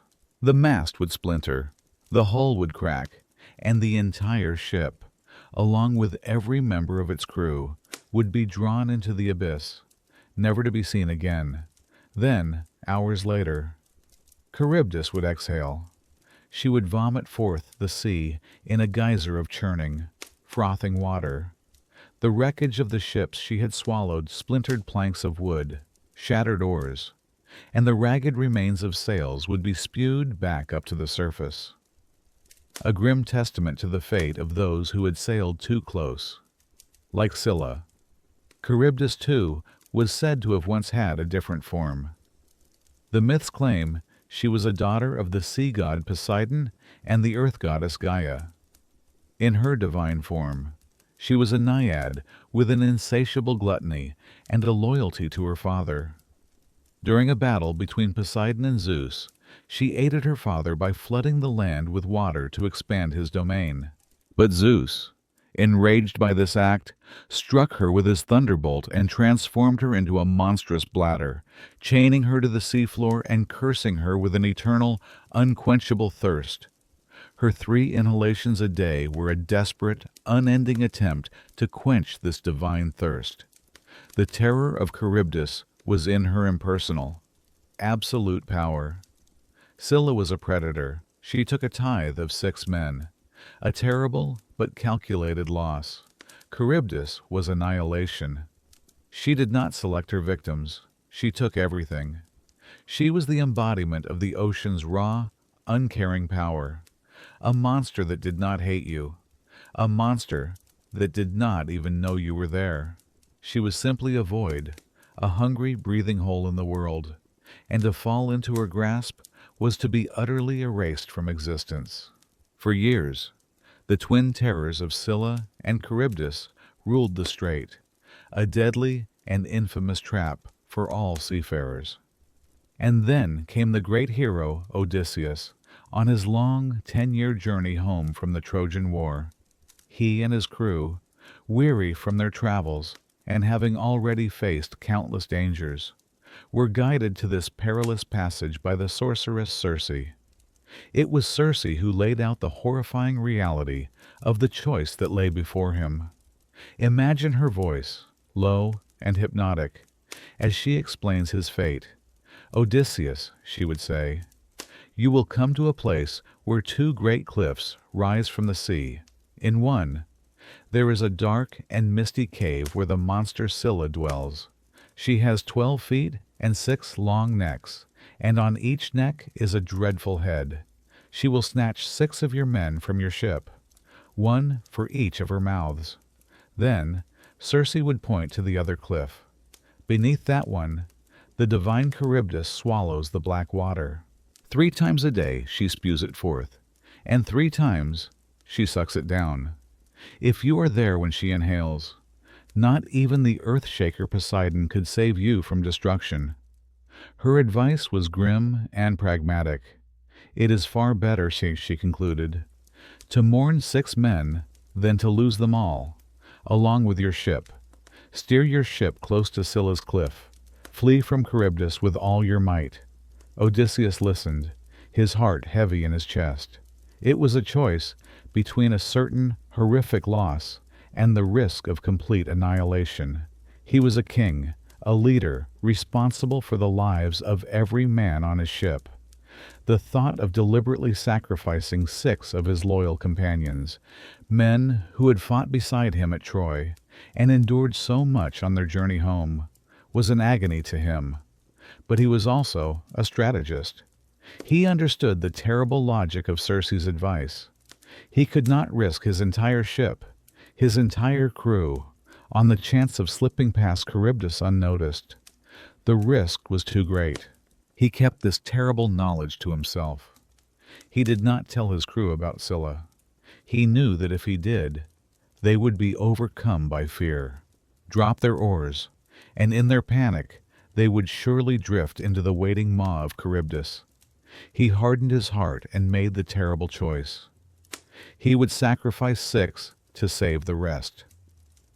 As their ship approached the narrow strait, he ordered his men to row with all their strength, to hug the cliffside where Scylla made her lair, and to look away from the terrifying whirlpool on the other side. The ship entered the strait. The air grew cold, and the sound was overwhelming. On one side, they could hear the monstrous, thunderous roar of Charybdis as she inhaled the sea. the water churning and boiling like a massive cauldron. Odysseus ordered his men to focus on their oars, to drive the ship forward, their eyes fixed on the cliff ahead, away from the terrifying vortex that threatened to pull them in. The sailors rowed with all the strength that fear could give them, their knuckles white on the oars, their ship cutting a path just beyond the whirlpool's deadly pull. They thought the danger was on that side. They were wrong. As they passed beneath the towering, misty cliff of Scylla, Odysseus stood on the deck, his spear in hand, searching the rocks for any sign of the monster. But he saw nothing. There was only the dark opening of a cave high above. He had successfully steered them away from Charybdis. For a moment, a flicker of hope might have crossed his mind. Perhaps they could slip past unscathed. In that instant, the attack came. It was faster than a man could blink. 6 long, serpentine necks shot down from the darkness of the cave all above, their 6 dog-like heads yapping and snarling, with perfect, horrifying precision. Each head seized one of Odysseus's men. The hero watched in helpless horror as 6 of his strongest sailors were lifted from the deck, their legs and arms flailing wildly in the air, their spears and oars clattering uselessly onto the deck. They screamed. They cried out his name. "Odysseus, help us!" Their voices filled with terror and betrayal. But there was nothing he could do. He watched as they were hoisted up the cliff face, like fish caught on a line, toward the dark mouth of Scylla's cave. He saw their desperate struggles, and then he heard the sickening crunch of bones as the monster began to devour them alive at the entrance to her lair. In his epic poem, Homer, speaking through Odysseus, would later call this the most pitiful thing his eyes had ever seen in all his years of suffering on the sea. The ship rode on, powered by the remaining crew's frantic terror. They had escaped. But the price was 6 lives, and the sound of his men's final desperate cries would haunt the hero for the rest of his journey, a constant, painful reminder of the terrible choices a leader must make when navigating the monsters of the world. Having survived the horrors of Scylla and Charybdis, Odysseus and his grieving crew continued their journey. But the sea had yet another trial in store for them, a danger that did not attack the body with teeth or claws, but assaulted the mind with a weapon far more insidious, a song. Circe had warned him of this place as well. It was the island of Anthemoessa, the home of the sirens. From a distance, the island looked beautiful, even idyllic. It was a lush, green isle, with a serene, flowery meadow at its heart.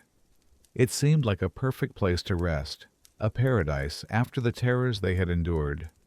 But as a ship drew closer, a more gruesome reality would reveal itself. The shores of the island were not lined with sand, but with great heaps of human bones, the skeletal remains of countless sailors who had been lured to their deaths. The skin had long since withered from their bodies, leaving a silent, horrifying monument to the island's deadly secret. In the center of this meadow sat the sirens themselves. In early Greek art, they were depicted as unsettling hybrid creatures, with the head and torso of a beautiful woman, but the legs and feathered body of a large bird. They would sit amongst the flowers, their appearance a strange mixture of the alluring and the grotesque, and they would wait. They did not need to hunt. They did not need to pursue their prey. They simply needed to sing. For the song of the sirens was the most beautiful and lethal sound in the world, a melody that no mortal man could hear and resist. The song of the sirens was not merely a beautiful melody. It was a form of profound and powerful magic, a psychic weapon tailored to its listener. It was a sound that promised to give a man the one thing he secretly craved most: To the scholar, it promised infinite knowledge and the answers to all the riddles of the universe. To the ambitious man, it promised fame, glory, and power beyond his wildest dreams. To the weary and homesick traveler, it promised an end to all his suffering, a perfect, final rest. The song was said to be so clear and pure that it could carry for miles over the water, a sweet and gentle call that would cut through the sound of the wind and the waves. As the sailor heard it, he would first be enchanted by its beauty. Then, as he listened closer, he would begin to hear words within the music, words that seemed to be meant only for him. The sirens knew a man's past. They would sing of his greatest triumphs, of the battles he had won, and the deeds he was most proud of. They would praise his courage and his strength, validating his entire existence. This was their trap. The song created an irresistible longing, a madness that would make a man forget everything: his ship, his crewmates, his family, his own will to live. He would feel an overwhelming compulsion to get closer to the source of that beautiful sound. Sailors would throw down their oars and dive into the sea. Trying to swim to the island, captains would steer their ships directly towards the jagged, hidden rocks that surrounded the shore, crashing their vessels to pieces.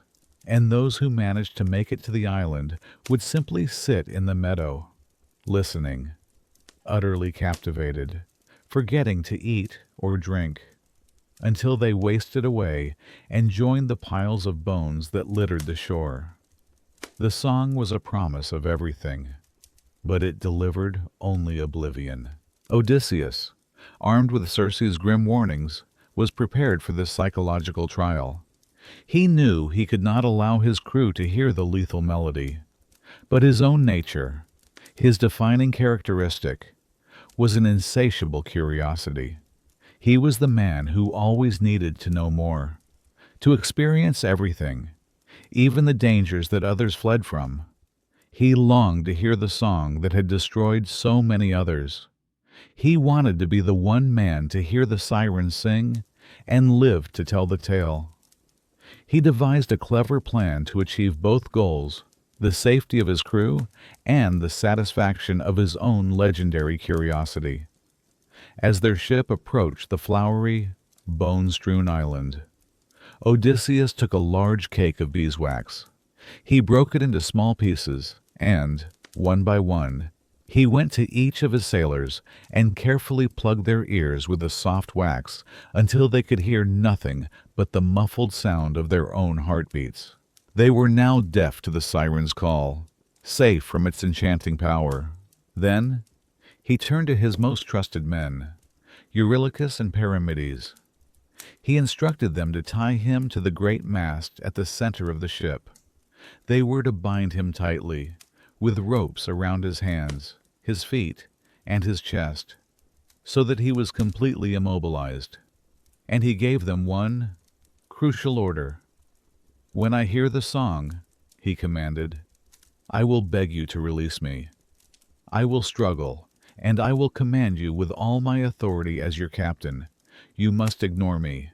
If I plead, you must only bind me tighter with more ropes." His men, trusting their cunning king, nodded in agreement. They tied him securely to the mast, ensuring his bonds were strong. Then, with their ears sealed, they took to their oars and began to row the ship past the island of the sirens. Odysseus, alone with his hearing intact, stood bound to the mast, waiting to face the song of madness. At first, there was only the sound of the sea and the rhythmic creak of the oars.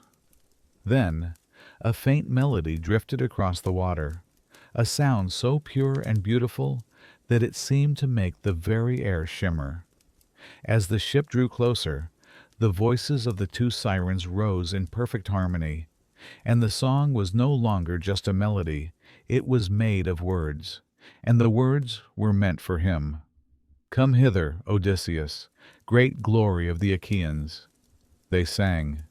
"Stop your ship, so you may listen to our voice. For no one has ever sailed past this place in his black ship without listening to the sweet song from our lips, and he goes on his way enjoying it and knowing more things.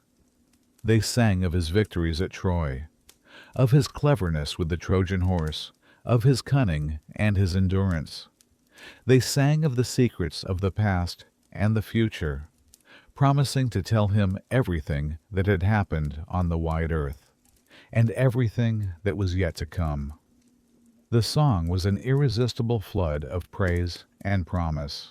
It washed over Odysseus, bypassing his reason and striking directly at his pride and his thirst for knowledge.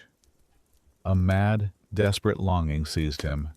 He forgot his crew, his journey home, his wife Penelope. All that mattered was getting closer to that song. He began to struggle against his bonds, his muscles straining against the ropes. He screamed at his men, his voice raw with command. "Release me!" he yelled.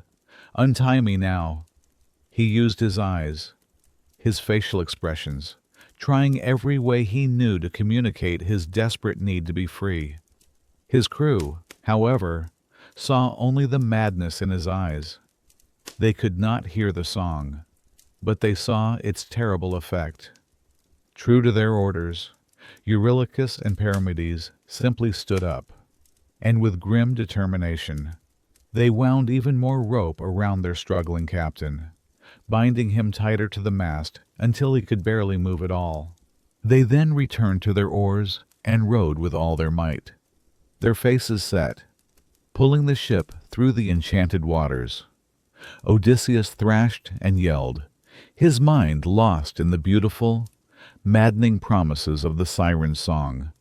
But the ship moved steadily onward. Slowly, painfully, the island began to recede behind them. The volume of the song began to fade, its promises growing fainter, its magic weakening with distance. Finally, it was gone, replaced once more by the simple sound of the wind and the sea. As the last echo of the song vanished, the madness lifted from Odysseus's mind. He slumped against the mast, utterly exhausted, his body aching from his struggle, but his mind his own once again. His men came and untied him, and removed the wax from their ears. He had done it. He had faced the ultimate psychological temptation, heard the song of oblivion, and through foresight and the loyalty of his men, he had survived. Let us now turn away from the sunlit, treacherous waters of the mortal world. Our journey takes us deeper, past the realm of heroes and sea monsters, to a place where all journeys end. We must travel to the edge of existence, to the shadowy, twilight lands that border the kingdom of the dead. Imagine a landscape shrouded in a perpetual dusk, where the trees are skeletal and the flowers are the color of ash. Here, there are no sounds of birds or wind, only a profound and heavy silence. A silence that seems to absorb all thought and hope. A quiet so complete it feels like the universe holding its breath. This is the entryway to the Greek underworld, the vast, sunless realm of the god Hades.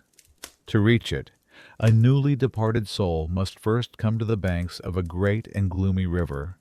It is the river Styx, its black, oily waters moving without a current, a greasy stain that separates the world of the living from the world of the dead. It is here that the shades of the departed, thin and transparent as smoke, gather on the banks, whispering like dry leaves in a forgotten autumn, waiting for the ferryman. He is Charon, an ancient, grim figure, his form hunched and his eyes burning with a cold light that has seen countless millennia of sorrow. He pulls his rickety, worm-eaten skiff across the water, his movement slow and eternal, but he does not ferry the dead out of kindness. This is a journey that requires payment. A soul must have a coin, an obol, placed upon their tongue or their eyes by their family back in the world of light. This is the fair. Those without it, the poor, the forgotten, the unburied, are doomed to wander the banks of the Styx for 100 years, trapped in a sorrowful limbo between two worlds, unable to find rest. Once across the river, the path leads through a grove of black poplars and sterile willows, to a set of great and imposing gates. These are the gates of Hades, said to be wrought from adamant and shadow, and they are always open, forever welcoming the endless stream of the newly dead. But they are a one-way passage. They never allow anyone to leave. The air here grows colder still, filled not with smells, but with the faint, sorrowful echoes of lives that once were, of memories fading into nothingness. This is the point of no return, the final threshold where a soul sheds the last of its earthly attachments. But this entrance, the border between eternity and memory, is not unguarded. The lord of the underworld, Hades, a god of order and precision, would not leave his kingdom vulnerable. He required a guardian, a sentinel of absolute terror and unwavering loyalty, a creature that would embody the finality of death itself. And so, at the foot of these great gates, another of Echidna's monstrous children kept his eternal watch. He was a monster, not of chaos, but of grim, unwavering purpose. He was the hound of Hades, Cerberus, as a soul, or a living hero, approaches the gates of Hades. A low growl begins to rumble through the very stone of the ground. It is a sound that vibrates deep within the chest, a menacing thunder that promises a violence older than memory. Then, from the deep shadows beside the gate, a monstrous form emerges into the gloom. This is Cerberus. He is, in form, a dog, but a dog of such terrifying and unnatural proportions that he has haunted the nightmares of mortals and gods for millennia. His body is that of a colossal hound, far larger than any lion or bull, covered in shaggy, matted fur the color of clotted blood and dried shadow. His muscles are coiled with a strength meant to overpower titans and giants. A living bastion of power, but his true horror, the feature that has made his name synonymous with terror, is his multiplicity. Cerberus has 3 heads, each one perched on a thick, powerful neck, and each head is a distinct portrait of predatory fury. They move independently of one another, their senses working in a terrifying unison. One head might be sniffing the ground, tracking the scent of an approaching shade.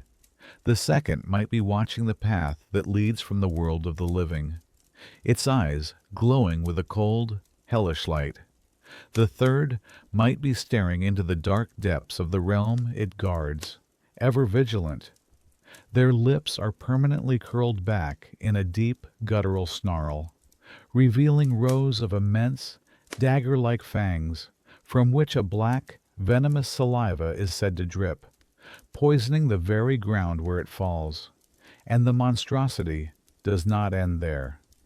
In many ancient accounts, his back is not covered in simple fur, but in a writhing, coiling mane of living snakes, hissing and striking at the air around him, their own small fangs adding to the creature's poisonous aura.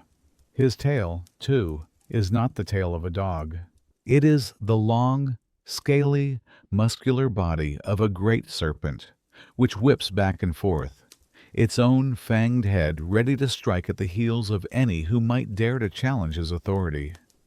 Unlike his chaotic siblings, the Hydra and the Chimera, who brought ruin and destruction to the mortal world, Cerberus was a monster with a purpose. He was a servant of a great god, a key and necessary component in the grand and somber order of the cosmos. He was not a creature of mindless rage, but one of disciplined, focused ferocity. His existence was not a curse upon the land, but a necessity for the functioning of the afterlife itself. He was the fearsome, eternal, and utterly incorruptible warden of Hades' gate, the unblinking eye that ensured the dead remained dead. The terror of Cerberus was unique among the great monsters of myth, for his purpose was not to create chaos, but to enforce an absolute and unyielding order. He was not an agent of destruction, but an agent of stability. His role, assigned to him by his master, Hades, was twofold, a grim and perfect symmetry of duty that defined his entire existence. His first, and most famous, task was to prevent any living mortal from entering the underworld uninvited. The realm of the dead was a sacred and sorrowful place, meant only for the shades of those who had passed from life. The living, with their warmth, their blood, and their ambitions, had no place there. To any hero, demigod, or foolish mortal who dared to approach the gates, Cerberus was an implacable, ferocious obstacle, a roaring, three-headed wall of death that would tear them to shreds without hesitation. His second, and arguably more important, task was to ensure that no soul who had passed through the gates could ever escape back to the world of light. Death, in the Greek worldview, was a one-way journey. It was finality itself. The shades of the underworld, whether they resided in the bleak meadows of Asphodel, the punishing pits of Tartarus, or the blissful fields of Elysium, were meant to remain there for eternity. Cerberus was the guarantor of this finality. He was the ultimate prison guard for an entire population of the dead, ensuring that the border between life and death remained inviolate. This dual role gave the monstrous hound a strange and fascinating temperament. To the newly arrived souls, the endless stream of shades who had paid the ferryman and were entering the kingdom of Hades as they were meant to, Cerberus was said to be surprisingly, almost unnervingly, gentle. He would fawn upon them, wagging his serpent tail and whining softly, much like a common dog greeting a welcome visitor. He would allow them to pass by without any trouble, for they were not breaking any rules. They were following the natural cosmic order of things, and he was the gatekeeper of that order. But if any soul, filled with a desperate, maddening longing for the sunlight, the warmth, and the world they had lost, were to turn and try to flee back through the gates, the hound's demeanor would change in a terrifying instant. The fawning puppy would vanish, replaced by a three-headed demon of pure, unrestrained rage. He would hunt them down, his three-throated roar of fury echoing across the desolate plains, and he would tear the insubstantial shades to pieces, a final, brutal enforcement of their fate. He was utterly loyal to his master, Hades, and could not be bribed with treasure or swayed by pity. His very nature was to be the perfect, incorruptible guardian. Only a select few figures in all of mythology ever managed to get past him through cleverness or art, but to face him with force, to try and overpower the guardian of hell itself, was a task so daunting, so fundamentally impossible, that it was chosen to be the final ultimate labor for the greatest hero Greece had ever known. After 11 labors that had taken him across the known world and pushed the limits of his divine strength, Heracles returned to the court of King Eurystheus, ready for his final task. The cowardly king, now truly desperate to be rid of the hero he both feared and envied, devised a labor he believed was not just impossible, but a one-way trip into oblivion. With a sneer of triumph, he commanded Heracles to perform his 12th and final labor to descend into the underworld itself, and to bring back its three-headed guardian, Cerberus, to the land of the living. The court was stunned into silence. This was not a quest. It was a death sentence. This was a task beyond all others. It required not just strength, but the courage to willingly face death, to walk into the sunless realm from which no mortal returns. Heracles accepted the labor with his usual grim and steadfast resolve. Before he began his descent, he sought to prepare his soul for the journey. He traveled to Eleusis and was initiated into the greater Eleusinian mysteries, sacred and secret rites dedicated to the goddesses Demeter and Persephone. It was believed these rituals could cleanse a person of their sins and grant them a deeper, more hopeful understanding of the cycle of life, death, and possible rebirth, thus steeling them against the horrors of the underworld. Properly prepared, he journeyed to a dark cavern in the Peloponnese that was said to be a direct entrance to the kingdom of Hades. He was not entirely alone. The myths say he was guided and protected by the gods who favored him. Hermes, the psychopomp, the guide of souls, was there to show him the hidden paths, and his half-sister, the wise goddess Athena, was there to offer him her counsel and protection. He made his descent, walking the dark, cold paths where the shades of the dead fleeted past him like silent smoke. He came to the river Styx, where the ferryman Charon was so terrified by the sight of a living, breathing hero of such immense power and divine aura that he ferried him across the black water without question. Finally, Heracles stood in the echoing, cavernous throne room of Hades himself.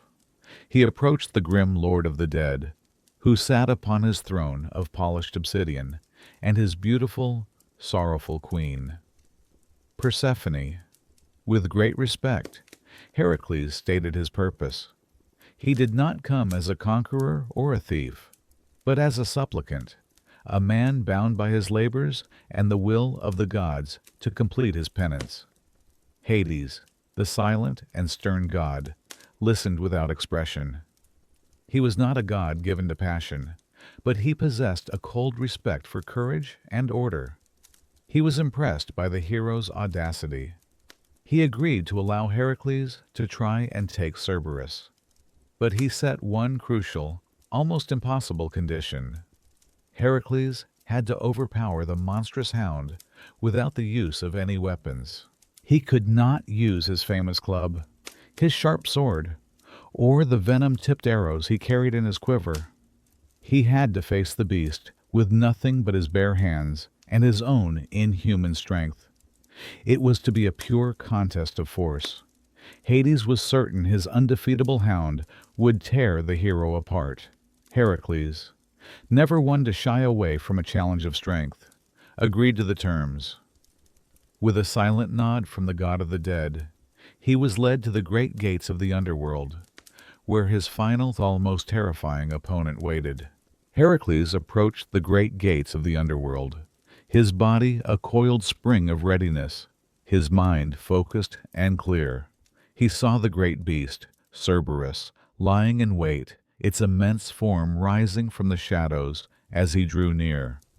The creature's 3 heads turned in unison, fixing their 6 glowing, malevolent eyes upon the living intruder. A chorus of bone-rattling growls, a sound like grinding stones, echoed in the vast, silent chamber. This was not a beast he could outwit with a clever trick or lull to sleep with a song. This was a trial of pure, unadulterated, physical force. True to his word to Hades, Heracles had left his weapons behind. He stood before the monster, protected only by the skin of the Nemean lion, which he wore over his shoulders like a cloak, its magical hide impervious to tooth and claw. He took a deep breath of the cold, dead air, and launched himself at the beast. The battle that ensued was one of primal, brutal violence, a whirlwind of muscle and fury in the gloom of hell. Cerberus lunged, its 3 mouths snapping and biting, its immense fangs seeking the hero's throat. The writhing serpent tail whipped around, trying to sink its own venomous fangs into Heracles' legs. The hero, using his incredible speed and wrestling skill, dodged the initial assault and, in a move of breathtaking audacity, managed to wrap his massive arms around all three of the hound's thick necks, locking it in an unbreakable grip. It became a terrifying wrestling match between the son of Zeus and the son of Typhon. Heracles squeezed with all his might, his muscles bulging like boulders under his skin, attempting to choke the beast into submission. Cerberus thrashed wildly, its powerful claws tearing great furrows in the stone floor, its three heads barking and snarling, trying to shake the hero off. The mane of snakes on its back bit furiously at Heracles' arms and shoulders, but their fangs could not penetrate the magical protection of the lion skin. It was a battle of sheer endurance and raw power. The hero's strength against the monster's ferocity, but the strength of Heracles, a demigod born to be the strongest being on earth, was absolute, slowly, painfully. He tightened his grip, cutting off the air to the creature's three powerful sets of lungs. The hound's struggles began to weaken. Its furious roars subsided into choked, desperate whimpers. Finally, with a great shudder that ran through its entire body, the beast went limp in his arms, subdued but not killed, its three heads hanging in defeat. Heracles had done it. He had overpowered the hound of hell with his bare hands. He slung a great adamant chain around its necks and began the arduous task of dragging the defeated, whimpering beast back to the world of the living. Imagine the sight: a hero, emerging from a dark cave into the bright sunlight, hauling behind him the struggling, three-headed monster of the underworld. He journeyed back to the court of King Eurystheus and presented the creature as proof of his completed labor. The king was so utterly terrified by the sight of the beast, so convinced that the monster of death itself had come for him, that he leaped into a large bronze storage jar and hid, screaming for Heracles to take it away. Having shown the king that the labor was complete, Heracles, ever honorable, did not keep or harm the beast.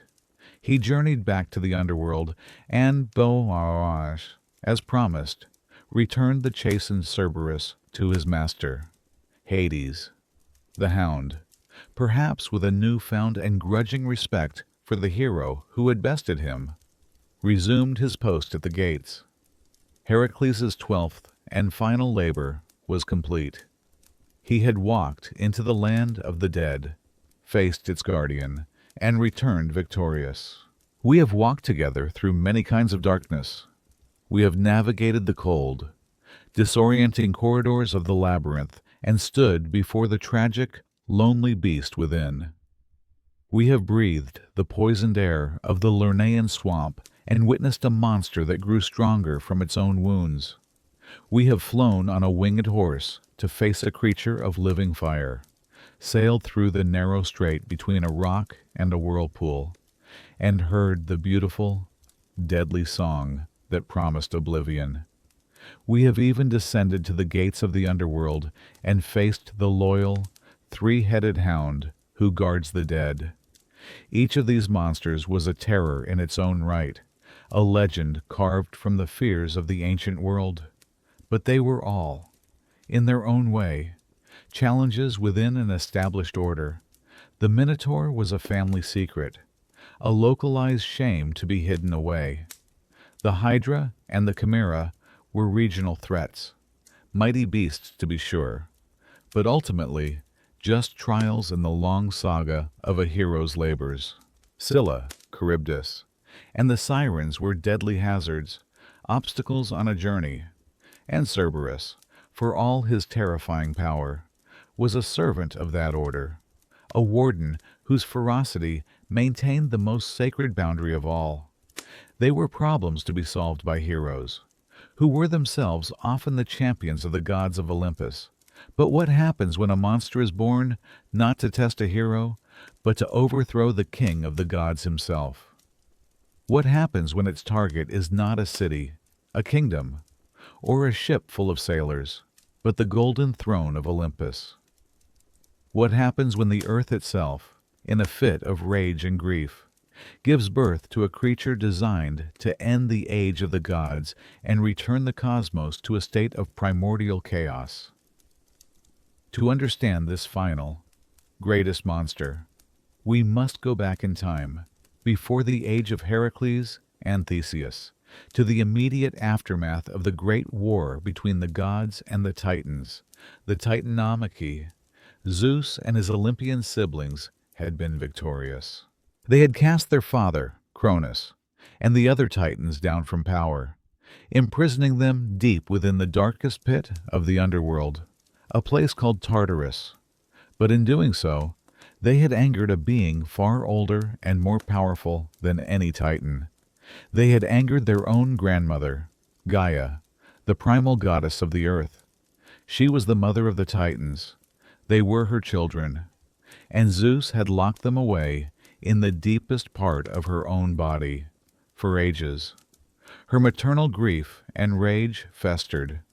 She had watched her son Uranus be mutilated, and her son Cronus be overthrown.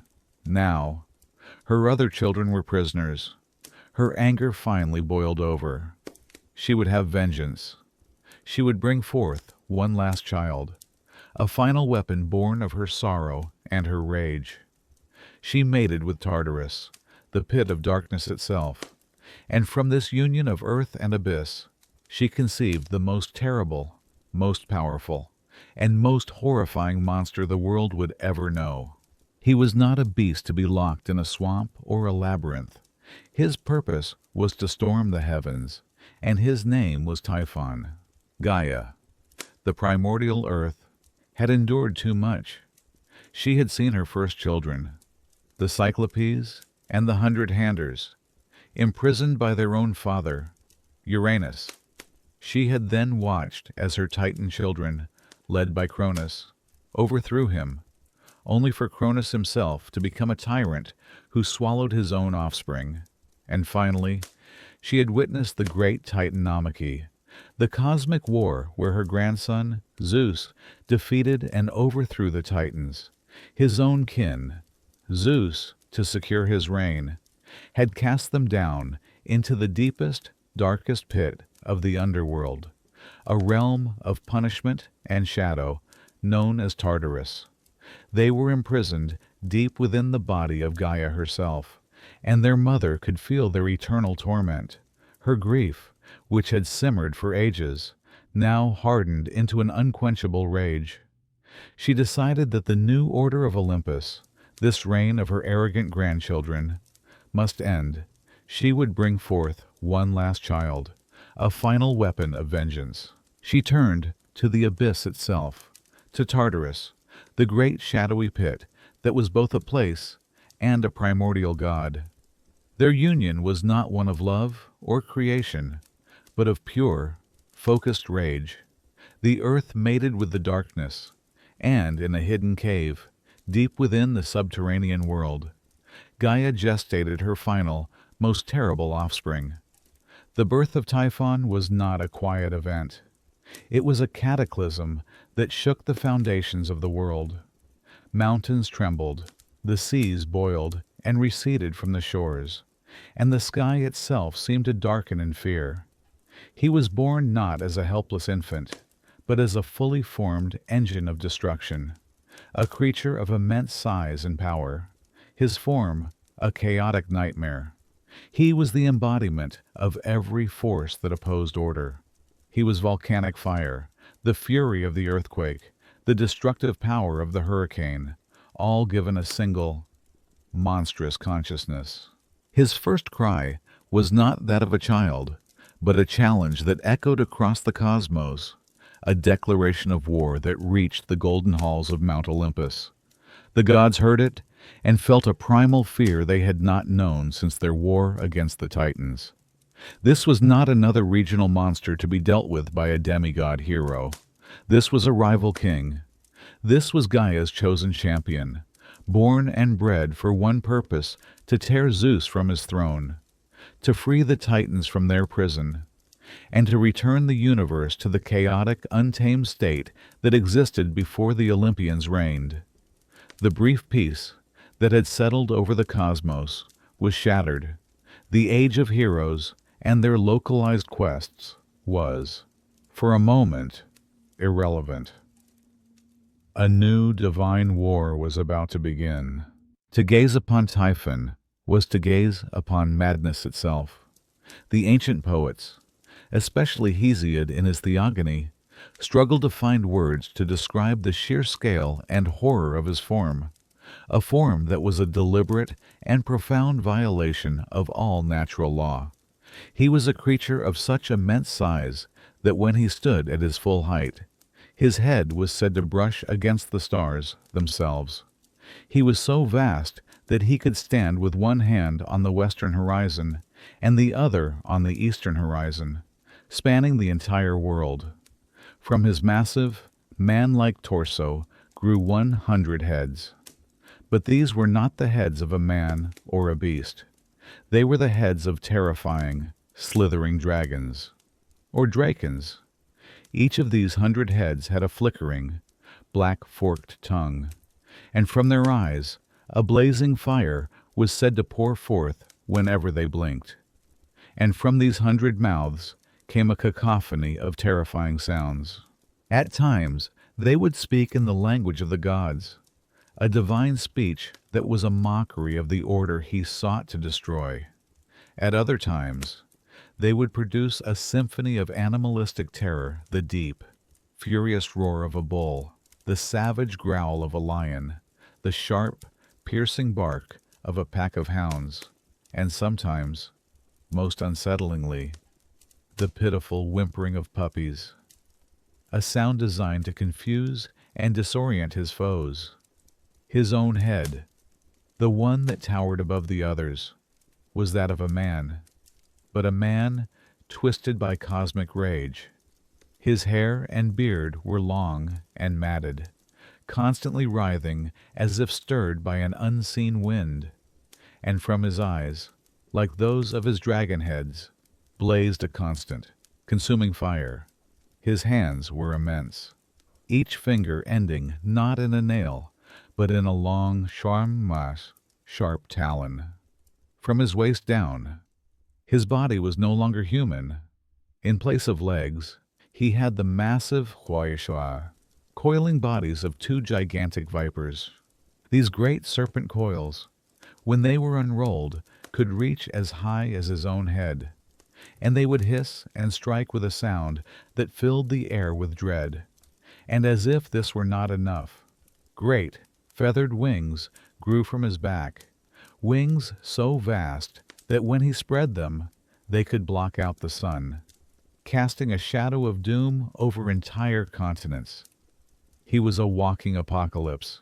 He was a mountain that moved, a storm that thought, a collection of every terrifying thing the Greeks could imagine, all fused into a single, malevolent being. When he strode across the land, the earth groaned under his weight. When he raged, his voice was the sound of the world ending. This was the creature that Gaia had unleashed upon her grandchildren. This was the final monster, the father of all other monsters, and he was now marching towards Mount Olympus. And so, the roars of the great monsters fade into silence. We have journeyed through their lairs, witnessed their battles, and heard the stories of their demise. But after walking through these ancient shadows, a question lingers in the quiet air. What truly is a monster? The tales we have heard tonight paint a picture that is far more complex than a simple battle between good and evil, between hero and beast. The Greek myths, in their profound and often tragic wisdom, show us that the line between a monster and a victim is often terrifyingly thin, and sometimes it does not exist at all. Consider the Minotaur. Was he truly a monster, or was he the first victim of his story? He did not ask to be born. He was the product of a king's hubris and a god's cruel, calculated revenge. He was a prisoner from birth, locked away in a dark labyrinth, not for a crime he committed, but for the crime of his own existence. His ferocity, his hunger for human flesh, could be seen not as innate evil, but as the desperate, twisted result of a life lived in absolute solitude, darkness, and neglect. He was a creature of shame, and the hero who killed him was celebrated. But no one mourned the lonely prince named Asterion who died in the dark. And what of Scylla, the horror of the straits? We remember her as a beast with 6 heads that snatched sailors from their decks. But the myth reminds us that she was once a beautiful nymph, transformed into a monster by the jealous rage of the sorceress Circe. Her monstrosity was a punishment for beauty, a curse she was forced to wear. And think of Medusa, whose very name is synonymous with fear. Her story is not one of a monster born of chaos, but of a devout priestess who was violated within her own sacred temple, and then cruelly punished by the very goddess she served. Her beauty and her trauma twisted into a weapon that would isolate her forever. These stories tell us that in the world of the Greeks, monsters were often created. They were the living consequences of the gods' petty jealousies, their vengeful punishments, and their careless desires. They were the symbols of sins committed by others.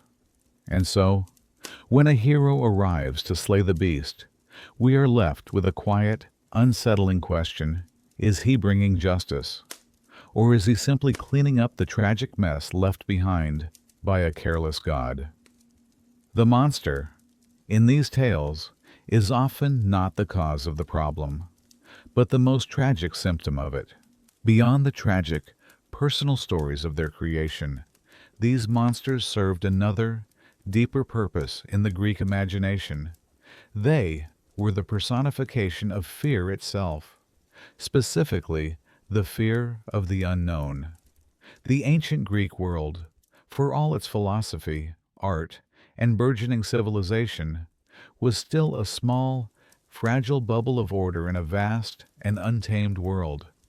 These myths were born in a time when the deep forest, the high mountains, and the boundless sea were places of genuine peril.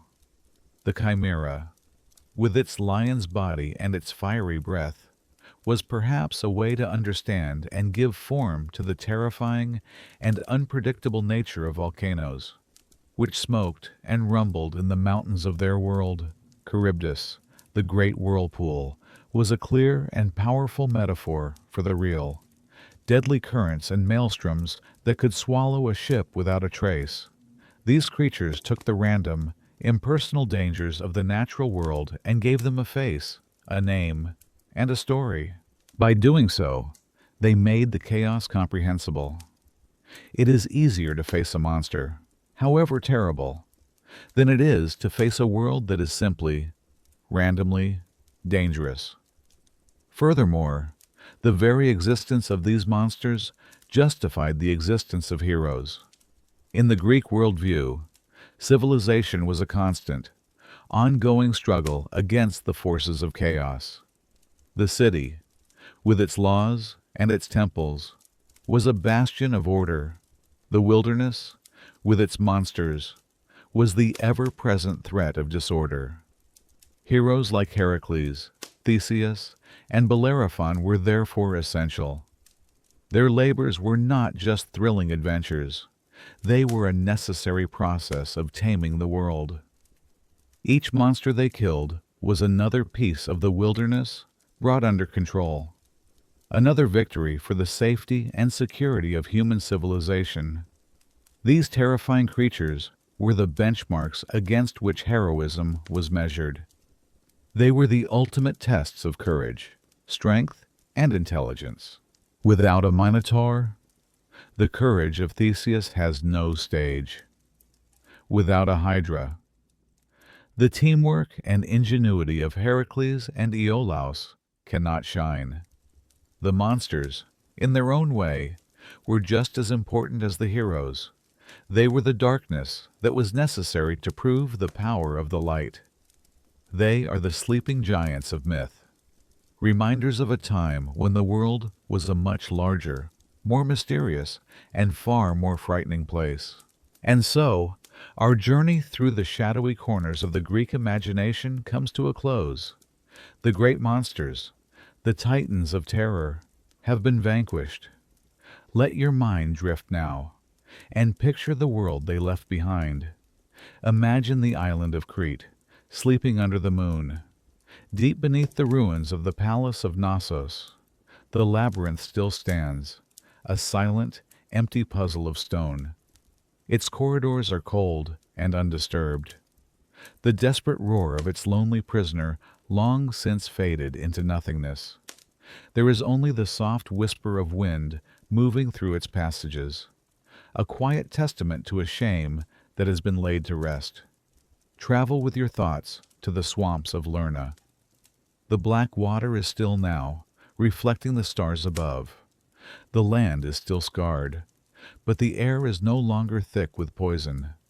The regenerating horror is gone, its immortal head buried and silenced under a great stone, its purpose fulfilled. The land can now, slowly, begin to heal.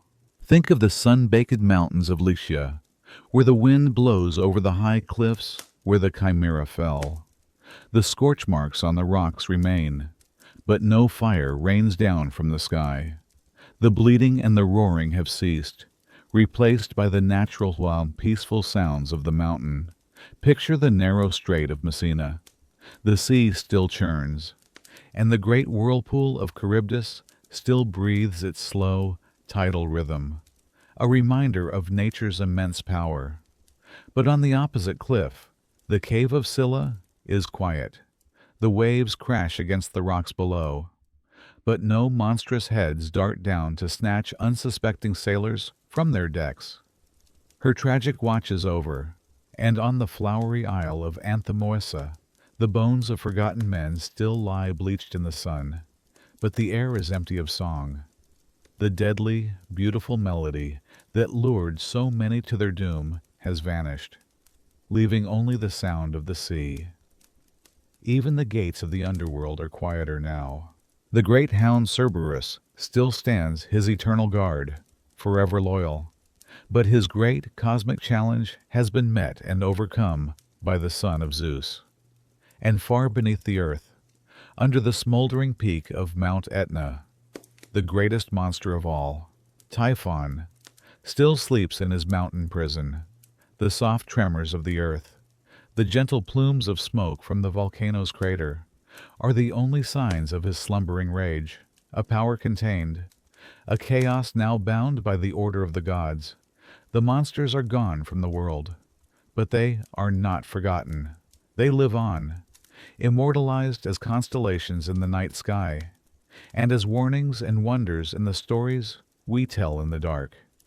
These tales remind us that fear and darkness are a part of the world, but they are not the end of the story. They are merely the shadows that prove the light exists. Now, it is time to let these ancient shadows fade completely. The battles are over.